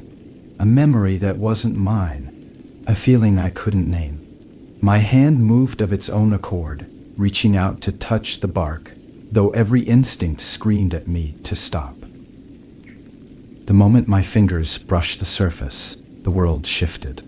The ground buckled beneath me, the hum exploding into a deafening roar that drowned out the storm, the trees, my own heartbeat. The light from the carving surged, blinding and searing, and I stumbled back, falling into the snow. The air grew heavier, pressing against my chest, stealing the breath from my lungs. My vision blurred, the world spinning as the light twisted into shapes I couldn't comprehend. And then, just as suddenly, it stopped. The hum faded, the light dimming until it was no more than a faint glimmer, and the air grew still once more. I lay there, gasping for breath, my body trembling, the frost biting into my skin. The tree loomed over me, silent and still, but the carvings were gone. The light was gone, and the hum was gone. But I wasn't alone. I felt it before I saw it, a presence, cold and vast, pressing against the edges of my mind. It wasn't the storm, or the tree, or the forest. It was something else, something deeper, something older. The snow around me shifted, curling upward like fingers reaching for my throat, and the whispers returned, threading through the air, threading through me. And for the first time, I realized the storm hadn't been chasing me. It had been leading me. The whispers didn't stop. They twisted and coiled through the cold, pulling at the edges of my mind like threads being unraveled. They weren't words, not exactly, but I understood them all the same. They weren't asking. They weren't suggesting. They were commanding. I staggered to my feet, the frost crunching beneath me, and looked around. The tree still loomed in the center of the clearing, but it seemed smaller now, less imposing. The carvings, the light, even the hum, it was all gone. But the air hadn't returned to normal. It was thick, heavy, pressing against me like an unseen hand. I could feel it pulsing through my chest, threading through my veins, matching the rhythm of my heartbeat. I turned back toward the woods, toward the storm, but the path was gone. The snow had swallowed everything, erasing my footprints, my direction, my escape. The world beyond the clearing was nothing but a wall of white, swirling and endless, a void that stretched out forever. The whispers grew louder, sharper, threading into my thoughts, pulling me back toward the tree. But it wasn't the tree anymore. It was something else. The trunk had shifted, its surface no longer smooth and black, but jagged and raw, as if the bark had been stripped away to reveal what lay beneath. And what lay beneath wasn't wood. It wasn't anything natural. It pulsed faintly, a sickly blue light threading through its surface, twisting and curling like veins. The whispers surged, and the air grew colder, biting into my skin even through the layers of my coat. I stepped closer, though I didn't want to. My feet moved on their own, drawn toward the thing that wasn't a tree, the frost curling upward to meet me, wrapping around my boots, my legs, pulling me forward. The air grew heavier with every step, the whispers louder, sharper, threading into my skull like needles. The thing loomed over me now, its surface pulsing and writhing, the carvings reappearing in jagged lines that twisted and curled in shapes I couldn't understand. My hand moved toward it again, but this time I didn't stop it. The whispers guided me, pulling me closer, threading into my thoughts, my muscles, my very being. My fingers brushed the surface, and the world shifted again. The ground fell away beneath me, and I was weightless, the air rushing past me in a blur of light and sound. The whispers roared now, not voices but a presence, vast and endless, pressing against me, threading through me, unraveling everything I was. The light surged, blinding and searing, and then everything stopped. I was standing in the woods again, but it wasn't the same. The trees were blackened and twisted, their branches clawing at the sky like skeletal hands. The ground was slick with frost, the air heavy with the stench of something old and rotting. The whispers had faded, but they hadn't gone. They were still there, threading through the air, through the trees, through me. The path before me was clear now, a trail cutting through the snow, lined with twisted branches and jagged stones. It led deeper into the woods, towards something I couldn't see but could feel, a presence vast and cold and waiting. The frost curled upward as I moved forward, wrapping around my boots, my legs, pulling me along the path. The air grew heavier with every step, the cold biting into my skin, but I didn't stop. I couldn't. The trail led to a clearing, smaller than the first, but no less unsettling. At its center was a structure, a cairn of stones, jagged and uneven, piled high in a crude pyramid. The frost covered it, glinting faintly in the dim light, and the whispers surged as I approached, threading into my thoughts, unraveling them, reshaping them. The stones pulsed faintly with the same sickly blue light as the tree, or what I had thought was a tree. The carvings were there too, jagged and angular, spiraling up the cairn in a pattern that seemed both random and deliberate. The whispers grew louder, sharper, threading through the air, through the stones, through me. And then I saw it. The frost wasn't just clinging to the cairn. It was alive, curling and writhing like smoke, threading through the air, wrapping around the stones, pulsing faintly with the same blue light. It wasn't just frost. It was something else. Something alive. The air grew heavier, pressing against my chest, stealing the breath from my lungs. The frost curled upward, threading through the air, wrapping around me, pulling me closer to the cairn. The whispers surged, and I felt it again, that presence, vast and cold and endless, pressing against me, threading into my thoughts, unraveling everything I was. And then it spoke. Not with words, not exactly, but with intent, threading into my mind, pressing against the edges of my thoughts. It wasn't asking. It wasn't commanding. It was claiming. The frost curled tighter, pulling me closer to the cairn, and I realized with a sinking dread that it wasn't a structure. It was a door, and it was opening. The frost was no longer just a sensation or a chill in the air. It was a presence, alive and deliberate, curling around my legs, my arms, threading into my skin like it belonged there. The cairn trembled, faint vibrations rippling through the stones, the blue light pulsing in time with my racing heartbeat. The door, or whatever this was alive too, and it wasn't just opening. It was calling me. I stepped closer, though I wasn't sure whether I was moving of my own accord. The frost tightened around me, urging me forward, pulling me closer to the jagged stones that seemed to shift and writhe as though they were breathing. My mind felt fogged, as if the air had thickened, filling my lungs with something far colder than the winter wind. My thoughts were no longer my own.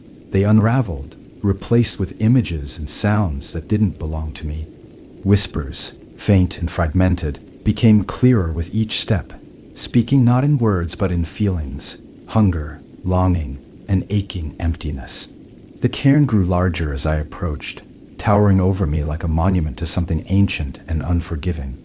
The carvings spiraled up its surface, glowing faintly, pulsing in patterns that didn't make sense, but I felt like I understood them. My hand reached out again. Why did my hand always reach out? And my fingers brushed the surface of the stones. This time, the world didn't shift. It shattered. The air around me exploded into a blinding, searing light, and the whispers became screams, deafening and endless, filling the space around me and inside me. The ground fell away, or maybe it didn't. I couldn't tell anymore. I was floating, weightless, lost in a void of light and sound and frost. The light twisted and curled, forming shapes that shouldn't exist, shapes my mind couldn't comprehend. They burned into my vision, searing themselves into the back of my eyelids, even when I closed my eyes. And then, just as suddenly, it stopped. The light dimmed, the air stilled, and I found myself standing in a place that wasn't the clearing anymore. The frost was still there, curling around my boots, but the forest was gone. The cairn was gone. I was somewhere else entirely, a place of ice and shadow, where the ground was a smooth, frozen expanse that stretched endlessly in every direction. The sky above was a swirling void, dark and vast, with faint streaks of blue light threading through it like veins. There was no wind, no sound, no life. Only the frost, alive and writhing, threading through the air like smoke. And then I saw them. Figures, faint and distant, moving through the frost. At first, I thought they were people, but as they drew closer, I realized they weren't. They were shapes, twisted, jagged, and wrong. Their forms flickered and shifted, never staying still. Their edges blurred and fragmented like they didn't quite belong in this world. They didn't walk so much as glide, their movements unnatural and deliberate, the frost curling around them like they were part of it. They didn't have faces, but they were looking at me. I could feel it, their gaze pressing against me like the weight of the storm, threading into my thoughts, unraveling me all over again. The whispers returned, louder this time, clearer, and I understood now that they weren't coming from the frost or the cairn or the storm. They were coming from them. The figures glided closer, the frost curling tighter around me, freezing me in place. I wanted to run, but my body wouldn't obey. My legs felt like they were encased in ice, my breath shallow and labored as the cold sank deeper into my chest. The whispers grew louder, threading into my mind, pulling at the edges of my thoughts, unraveling everything I was. And then one of them stepped forward, or glided forward, I wasn't sure, and reached out. Its hand, or what I thought was a hand, was long and jagged, its edges sharp and splintered like broken glass. It didn't touch me, not exactly, but it hovered close, the frost curling around it, threading through the air between us. The whispers surged, and for the first time, I understood them. You don't belong here. The words weren't spoken, not really, but I heard them all the same. They threaded into my mind, sharp and cold, unraveling my thoughts, replacing them with something else. Images flashed before my eyes, snow, endless and blinding, a void of frost and shadow, and a figure standing at the center of it all. Not one of them, but something else. Something bigger. Something older. It wasn't calling me. It was waiting for me. The frost tightened around me, pulling me closer to the figure, and I realized with a sinking dread that I wasn't being led anywhere. I was being delivered. The figure stepped back, or maybe it disappeared. I couldn't tell anymore. And the frost pulled me forward, dragging me across the frozen expanse toward the center of the void. The whispers grew louder, sharper, threading into my thoughts, unraveling everything I was, everything I had been. The images returned, flashing faster now, shadows and frost and light and the figure at the center of it all, waiting, watching. And then I saw it. The ground beneath me split open, and the frost surged upward, curling around me, pulling me into the darkness. The void opened wide, endless and vast, and the whispers became a roar, deafening and all-consuming. I tried to scream, but the frost stole the breath from my lungs, freezing my voice in my throat. And then everything went still. The stillness was worse than the noise. It was a vacuum, pressing against my ears, my chest, the very edges of my mind. The frost had become a part of me now, its tendrils threaded into my skin, cold and burning at the same time, pulling at something deeper than flesh. My body was no longer my own, a vessel for the frost to guide, to shape, to use. I stood, or floated, or existed, I wasn't sure anymore, in the void. The ground beneath me, if it could be called that, was a slick sheet of ice, perfectly smooth, reflecting nothing. The darkness above pressed down, heavy and suffocating, broken only by the faint blue streaks that pulsed and shifted like distant lightning. The air was thick, heavy with a cold that seeped into my bones, and I realized I hadn't taken a breath in what felt like forever.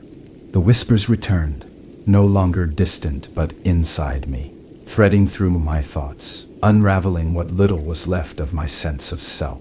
They weren't words, they were feelings, memories, fragments of something vast and ancient. They surged and twisted, coiling around my mind, pulling me further into the frost, into the void, into whatever was waiting for me at the center of this place.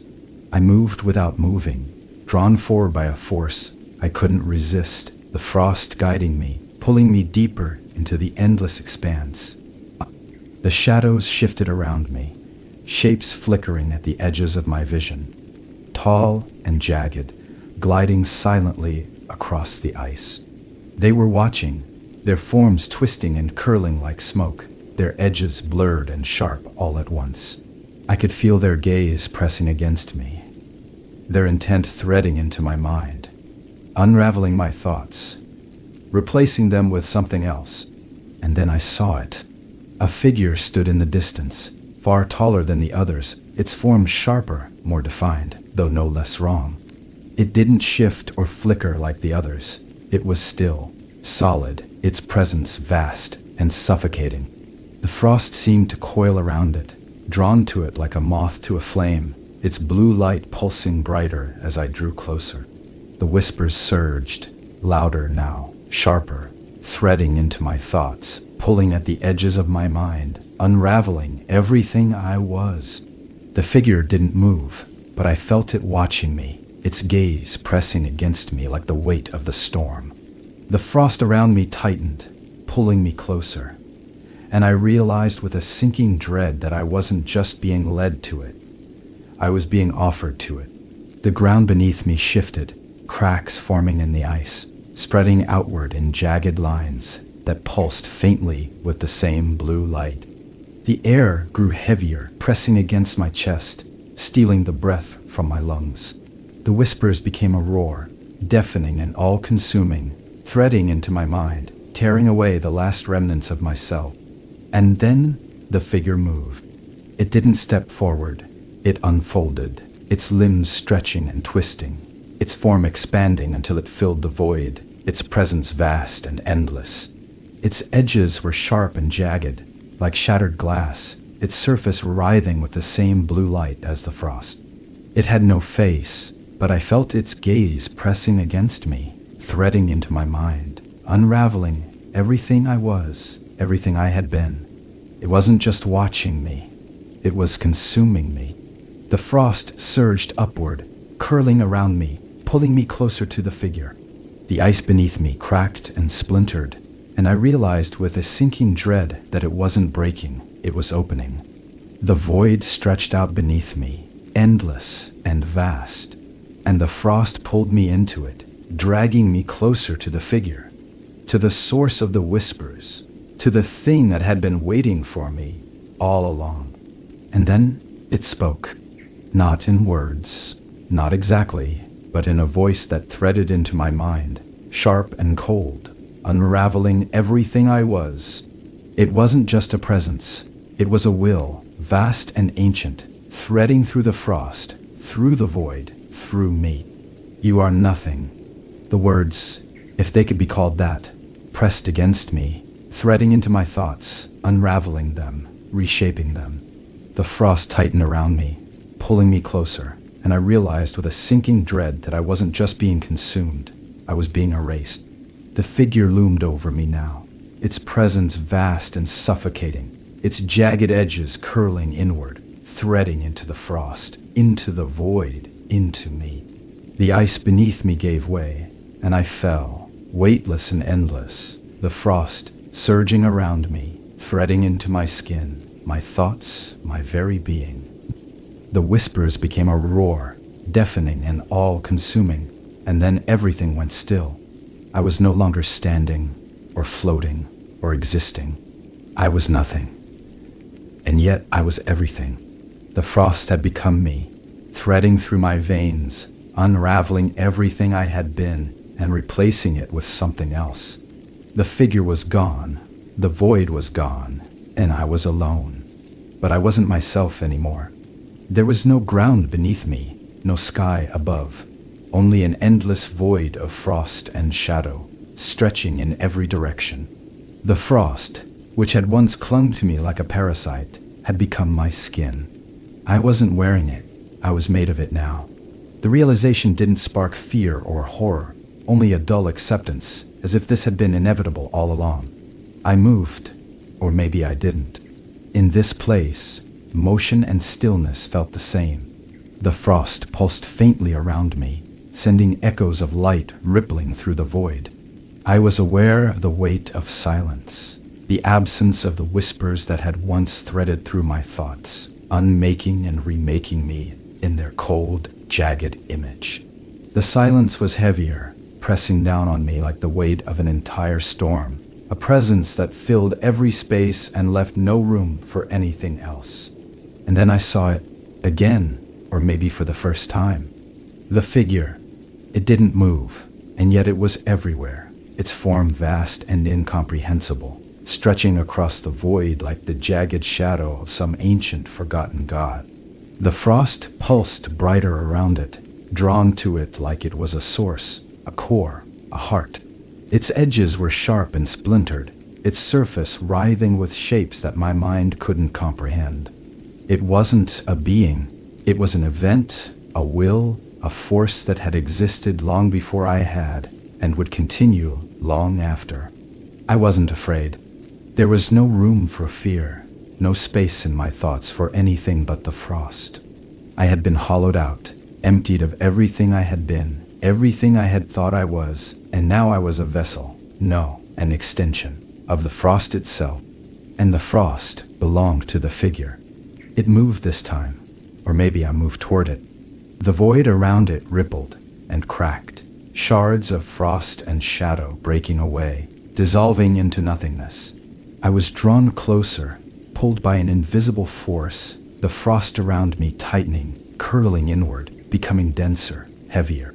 My thoughts, or what was left of them, began to unravel again, but there was nothing left to replace them. I was already gone. The figure didn't speak, not with words or whispers, but its intent was clear. It wasn't just watching me, it was consuming me, threading its will through every piece of frost, every shard of shadow that I had become. I was no longer a person, no longer a thing. I was a fragment, a sliver of something vast and endless and ancient. And then the void changed. The darkness rippled, pulsing with the same blue light as the frost, and I felt the ground, or what passed for it, shudder beneath me. The frost surged outward, threading through the void, pulling it tighter, closing it in around me. The silence fractured, broken by a deep, resonant sound that wasn't a sound at all but a feeling, a vibration that shook the very fabric of the void, threading through the frost, through me, through the figure. It was happening, whatever it was. The frost around me twisted and writhed, pulling me upward, or downward, or inward. I couldn't tell. The void collapsed around me, the blue light threading through the darkness, pulsing faster now, brighter, sharper. The figure loomed closer, its edges jagged and splintered, its form vast and endless. I was drawn into it, pulled into the core of it, into the heart of the frost, the center of the void. And then I understood. It wasn't just the frost. It wasn't just the void. It was everything, stretching across every moment, every space, threading through every shadow and every storm. It had always been there, waiting, watching, and now it had found me. Or maybe I had found it. The frost surged one last time, curling around me, threading through me, pulling me into the figure, into the void, into itself. The blue light pulsed brighter, sharper, until it was all I could see, all I could feel, all I could be. The whispers returned, not as fragments, but as a single, endless voice, threading through the frost, through the void, through me. You are nothing, and now you are everything. The light exploded outward, blinding and endless, and then there was nothing. Not the void, not the frost, not the figure. Just me. And I wasn't me anymore.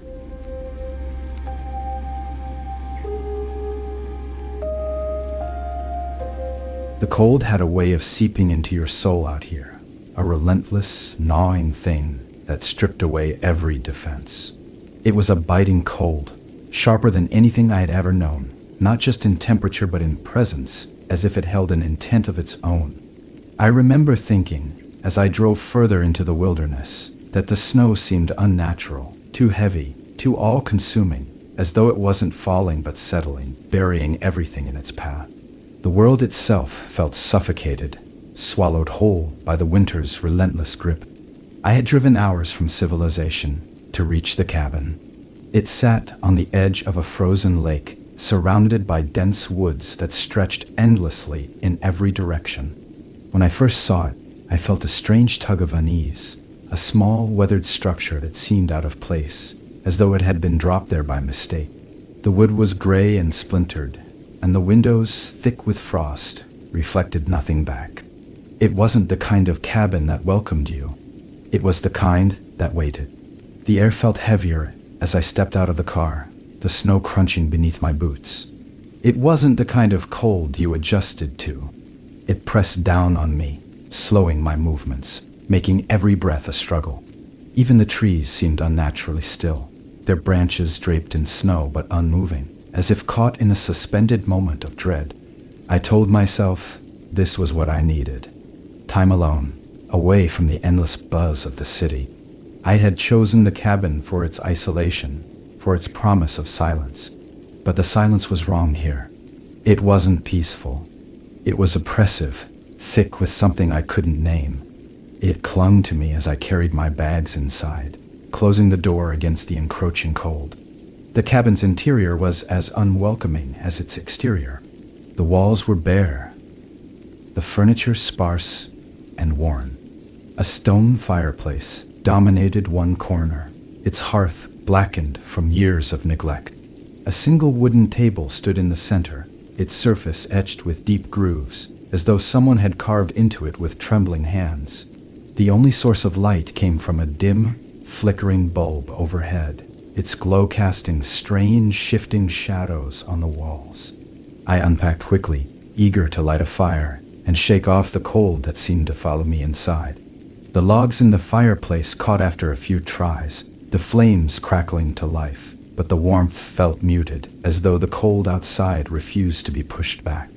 I sat in a single armchair by the fire, staring at the flames, trying to convince myself that the unease I felt was nothing more than the product of isolation and exhaustion. The first night was when the dreams began. I didn't even remember falling asleep. One moment I was staring into the fire, the next I was standing on the frozen lake outside. The surface of the ice was black and glossy, reflecting the pale moonlight. Shapes moved beneath it, shadows that twisted and writhed, their movements slow and deliberate. I couldn't see what they were, but I felt their gaze, cold and piercing, as though they were watching me from beneath the surface. I woke with a start, the room freezing, despite the fire still burning low in the hearth. My breath came out in visible puffs, the air colder than it should have been. The frost on the windows had thickened, spreading in jagged patterns that almost resembled claw marks. For a moment, I thought I saw something move beyond the glass, a flicker of motion in the darkness outside. But when I looked again, there was nothing there. Just the trees, still and silent, their branches reaching toward the cabin like skeletal fingers. The next day I decided to explore the lake. I needed to prove to myself that it was just a dream, that the unease I felt was nothing more than my mind playing tricks on me. The snow crunched loudly beneath my boots as I walked, the sound too sharp in the otherwise silent landscape. When I reached the edge of the lake, I hesitated.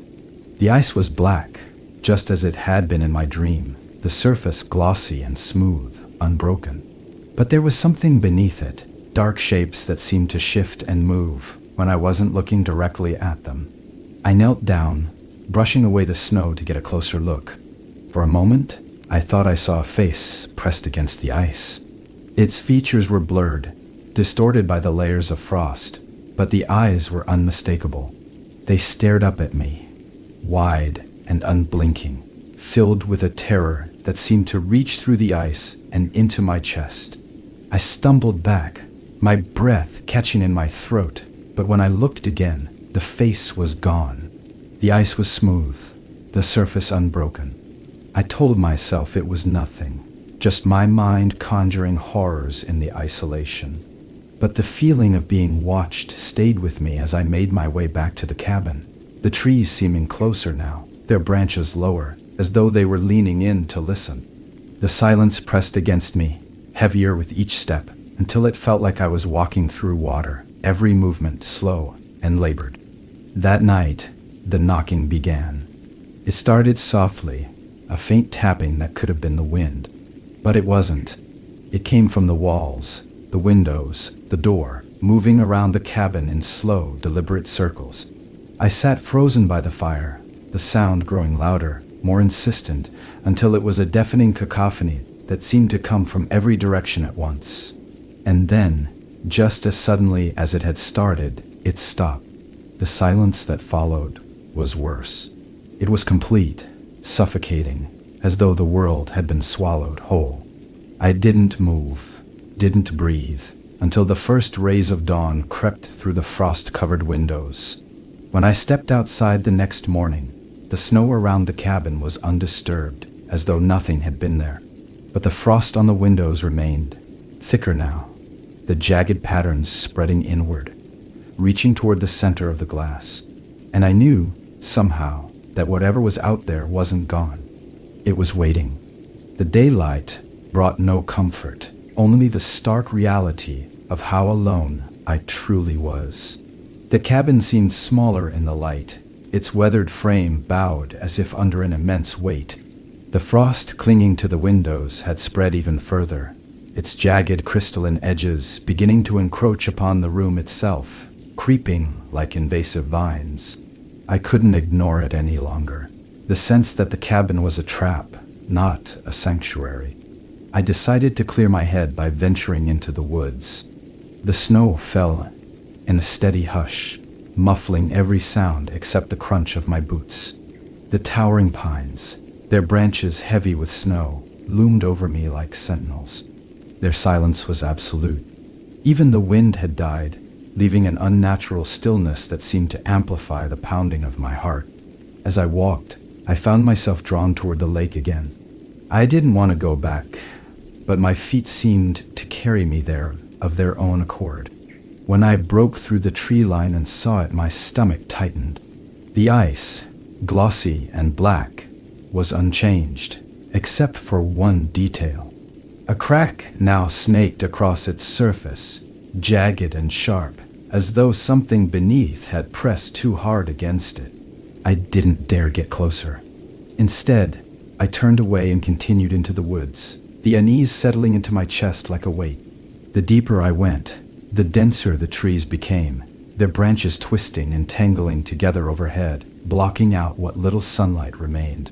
The air grew colder, sharper, biting at my exposed skin. I shivered, pulling my coat tighter, but the cold seemed to seep through the layers, clinging to my bones. It wasn't long before I realized I was lost. The trees all looked the same, and no matter which way I turned, the path behind me seemed to disappear. My footprints vanished almost as soon as I made them, swallowed by the falling snow. Panic began to creep in, my breaths coming in shallow gasps, the air burning as it entered my lungs. That's when I heard it, the faint sound of bells. It was distant at first, a soft, chiming melody that seemed to drift through the trees. It shouldn't have been comforting, but in that moment, it was. It meant I wasn't alone. Someone else was out here. I followed the sound, stumbling through the snow, calling out despite the dryness in my throat. The bells grew louder, their melody more distinct, but the source remained hidden. No matter how far I walked, I couldn't find it. Instead, I found something else. A small clearing, the snow packed down as if it had been disturbed recently. In the center of the clearing stood a wooden post, rough and splintered, its surface marked with strange carvings. They looked almost like runes, though their meaning was impossible to decipher. At the base of the post lay something half buried in the snow. I knelt, brushing it away with trembling hands, revealing a piece of fabric, rurred, frayed, and damp, with what looked like frozen blood. My stomach churned as I picked it up, the bells now impossibly loud, ringing in my ears as though they came from inside my own head. I dropped the fabric and ran, the sound of the bells chasing me through the woods. I didn't care which direction I was going, as long as it was away from that clearing. The trees blurred together, the snow stinging my face, until I stumbled out of the woods and back into the clearing where the cabin sat. My chest heaved as I doubled over, trying to catch my breath. The bells had stopped. The cabin looked different now. The frost on the windows was thicker, the patterns more intricate, almost deliberate. The door, which I had closed behind me that morning, now hung slightly ajar, swinging gently in the wind. My hands trembled as I pushed it open, stepping inside to find the fire had gone out, leaving the room dark and cold. I went to relight it, but the matches wouldn't catch. The wood in the fireplace felt damp, as though it had been soaked in water. Frustrated, I turned back to the room and froze. The table, bare when I left, now held something I hadn't placed there. A small wooden box, its surface as splintered and weathered as the post I'd seen in the clearing. I didn't want to open it. Every instinct screamed at me to leave it alone, to turn and run, but my feet carried me forward. My hands moved as if controlled by something else, lifting the lid to reveal its contents. A single bell, small and silver, with a red ribbon tied around its handle. The air in the cabin grew heavy, the walls seeming to close in around me. The bell sat in my palm, cold and heavier than it should have been. I didn't know why, but I knew I couldn't let it ring. My hands shook as I placed it back in the box, closing the lid and stepping away. That night, I barely slept. The wind outside howled, but it couldn't drown out the sound of the bells. They came from every direction, growing louder and louder until I thought my ears would bleed. And then, just as suddenly as before, they stopped. The cabin was silent again, but the silence was worse. It was as if the entire world had gone still, holding its breath. I didn't move, didn't dare look out the windows, until the first light of dawn began to creep into the room. When I finally stepped outside, the snow was undisturbed once again, save for a single set of footprints leading from the woods to the cabin door. They weren't mine. The morning light felt weak, barely penetrating the gray, overcast sky. I stared down at the footprints leading to the cabin, my mind racing to explain them. The snow was fresh, unbroken, except for those prints. They were deep, deliberate, and larger than my own, as though whoever, or whatever, made them had lingered just outside the door before turning back toward the woods. Against my better judgment, I followed them. My boots sank into the snow with each step, but the footprints ahead seemed unnaturally precise, as if whoever left them had moved effortlessly through the drifts. The forest swallowed me again, its dark canopy muffling the world, the silence pressing on my ears like a physical weight. The prints led me to the lake. The crack in the ice had widened overnight, splitting the surface in a jagged line that stretched across the entire lake. At the edge of the water stood a figure. At first I thought it was a person, but as I got closer, I realized it wasn't human. It wore a tattered coat that hung loosely over its skeletal frame, and its head was obscured by what looked like a hood made of shadow. I froze. The figure didn't move. It seemed to be staring at the crack in the ice, its posture stiff and unnatural, as though it were waiting for something. The wind picked up, howling through the trees, and I could have sworn I heard the faint jingle of bells carried on its icy breath. I should have run. Every fiber of my being screamed at me to turn back, but I couldn't. My legs refused to move, rooted to the spot as the figure slowly turned its head toward me. There was nothing beneath the hood, no face, no eyes, just an empty void that seemed to drink in the light around it. The bells grew louder, more insistent, and I realized with dawning horror that the sound was coming from the figure itself. It didn't walk toward me. It didn't need to. The world seemed to shift, the trees bending inward, the snow swirling around me like a storm. Suddenly, the figure was there, inches from my face, though I hadn't seen it move. The bells were deafening now, the sound reverberating through my skull, and I stumbled backward, falling into the snow. When I blinked, it was gone. The silence rushed in to fill the void, so complete that it made my ears ring. My breaths came in shallow gasps, the cold searing my lungs. I scrambled to my feet and ran, not caring which direction I was going, as long as it was away from the lake. The forest blurred around me, the trees looming like shadowy giants, their branches clawing at me as I passed. When I finally broke through the tree line and saw the cabin, I nearly wept with relief.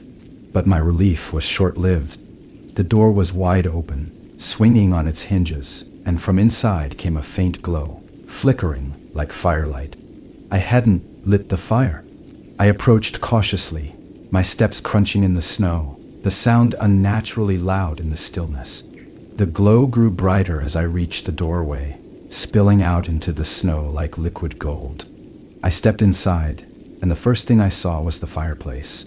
It roared with flames, though I'd left it cold and dark. The heat was intense, oppressive, but I didn't feel any warmth. Instead, it seemed to draw the warmth from the room, leaving the air cold and biting. On the table sat the wooden box. The lid was open now, and the small silver bell lay beside it, its red ribbon untied and trailing over the edge of the table. I didn't want to touch it, but something compelled me to move closer.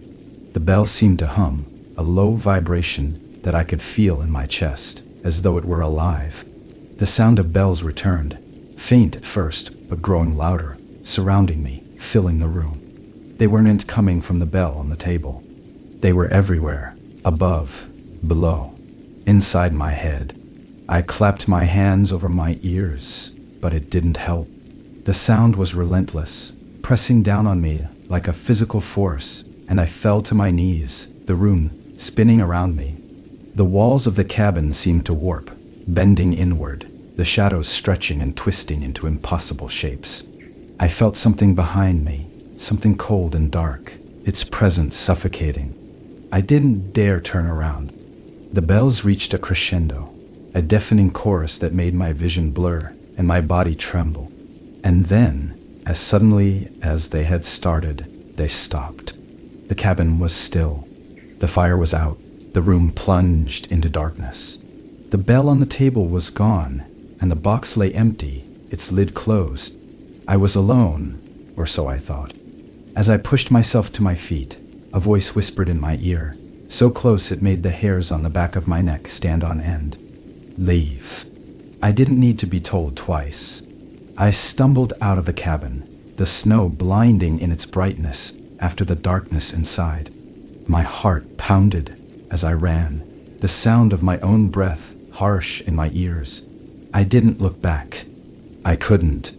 But as I fled, I felt it, something watching me, its gaze heavy and unrelenting, following me with every step. I didn't stop running until I reached the edge of the woods. When I finally turned back, the cabin was gone. In its place stood the figure, its hooded head tilted as though it were watching me. In its hand was the bell, its silver surface glinting in the pale light of dawn.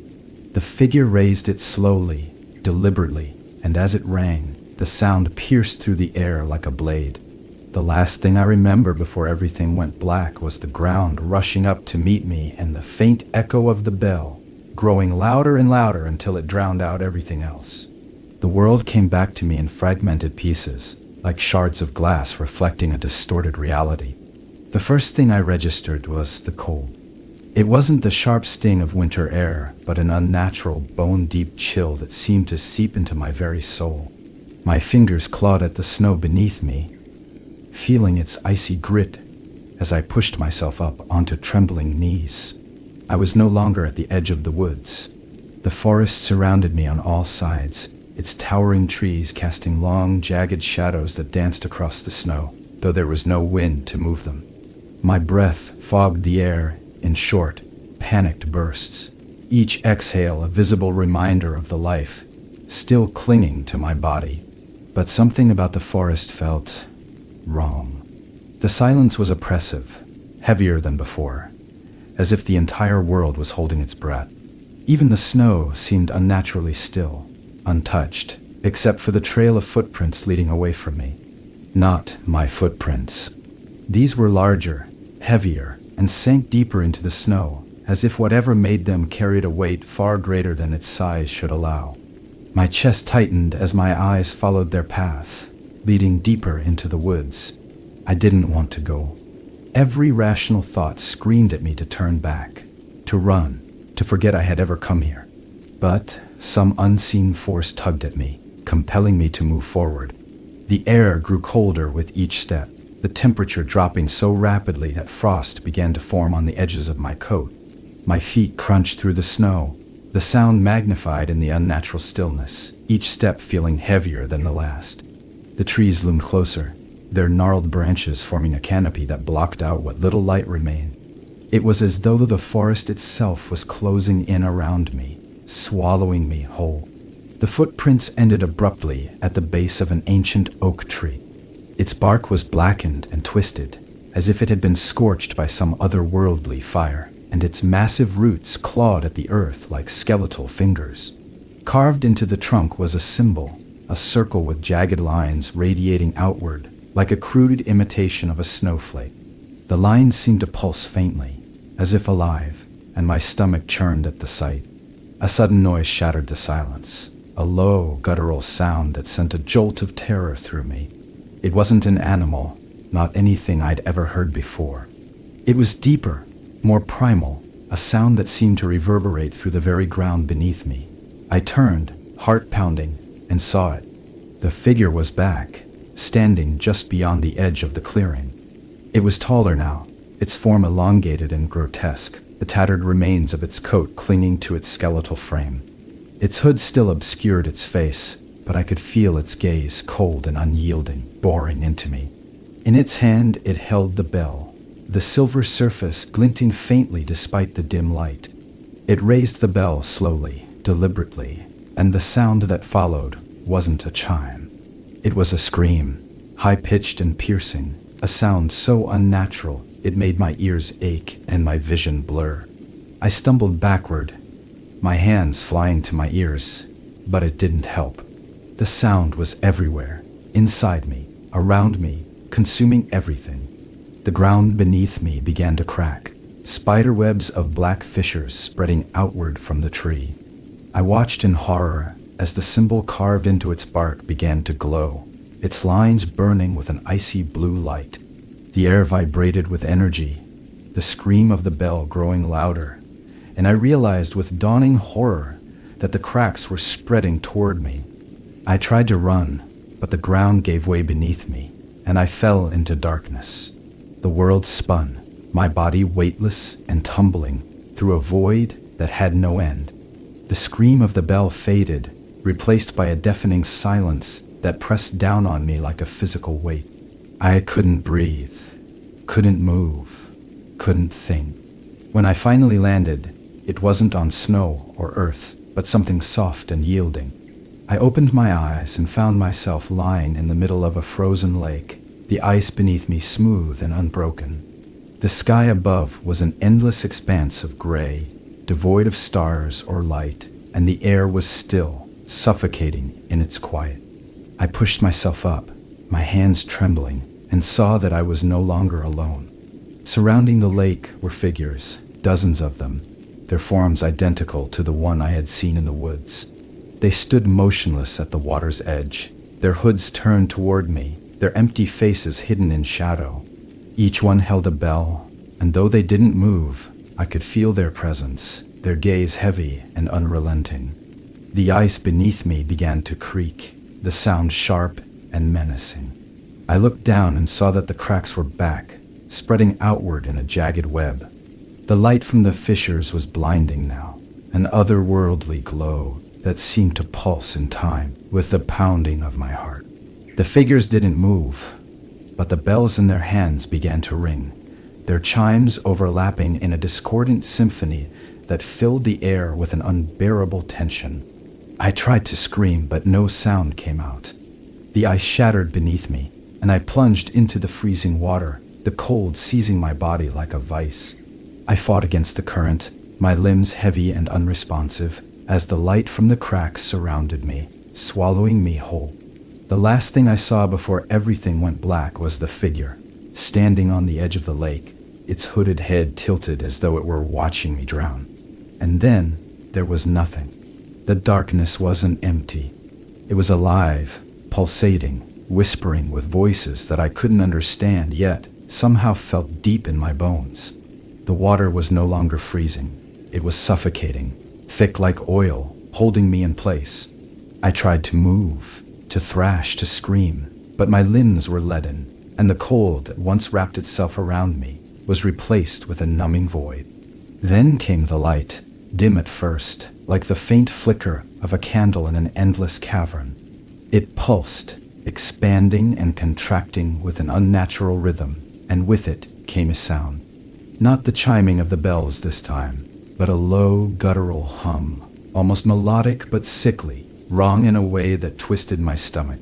The light grew brighter, illuminating the void around me, and I realized I wasn't alone. Figures began to materialize out of the darkness, their shapes indistinct at first, like smudges on the edge of my vision. But as the light intensified, they came into focus. Hooded forms, like the one I had seen before, but more defined now. Their faces, or the lack of them, were clearer, shadows that seemed to swirl and shift beneath the fabric of their hoods. Each one held a bell, and though they stood motionless, the hum grew louder, more resonant, as if it were coming from within them. I felt the pull again, that unseen force dragging me forward against my will. My body moved, though I wasn't in control of it, my arms and legs jerking awkwardly, as if I were a marionette on invisible strings. The figures parted as I was pulled past them, their hoods tilting slightly, as though they were watching me. I wanted to scream at them, to demand answers, but my mouth refused to obey. The light grew brighter still, blinding now, until I was forced to close my eyes. When I opened them again, I was no longer in the void. I was standing in a vast, frozen expanse, the snow beneath me untouched, the sky above a swirling mass of gray and black. In the distance, towering over the horizon, was the tree. The same gnarled oak I had seen before, but impossibly larger now, its blackened bark stretching toward the sky like the claws of some ancient beast. The glowing symbol was still there, etched into its trunk, but it was different now, more intricate, more alive. The jagged lines pulsed with an eerie bluish light, and as I stared at it, I felt something stir deep within me, a primal fear that clawed at my chest. I wasn't alone. The figures were here too, circling the tree in a wide, deliberate arc. There were more of them now, hundreds, maybe thousands, their forms blending into the shadows that stretched across the snow. And at the center of it all, at the base of the tree, was the figure. The first one, the one that had started all of this. It stood still, its head tilted upward as if gazing at the symbol. In its hands, it held the bell, though it was larger now, almost grotesquely so, its surface marred with strange twisting patterns that seemed to writhe when I looked at them. The figure didn't move, but I could feel its presence, oppressive and overwhelming, pressing down on me like a physical weight. Then, without warning, it turned toward me. Slowly, deliberately, its hooded face shifting to meet my gaze. And though it had no eyes, no features at all, I felt its stare, cold and unyielding, piercing through me. The bell in its hand began to move, tilting forward, and the sound that followed was unlike anything I had ever heard. It wasn't a chime, nor a scream, but something deeper, a resonance that seemed to vibrate through the very fabric of reality. The air around me rippled, the snow beneath my feet cracking, and I felt my body tremble, not from fear, but from something else, something worse. I was changing. I could feel it. My body was no longer my own, my limbs twisting, my skin tightening, as if pulled by invisible threads. The world around me blurred, the figures, the tree, the snow, all blending together into a kaleidoscope of light and shadow. And through it all, the sound of the bell grew louder, more intense, until it was all I could hear, all I could feel.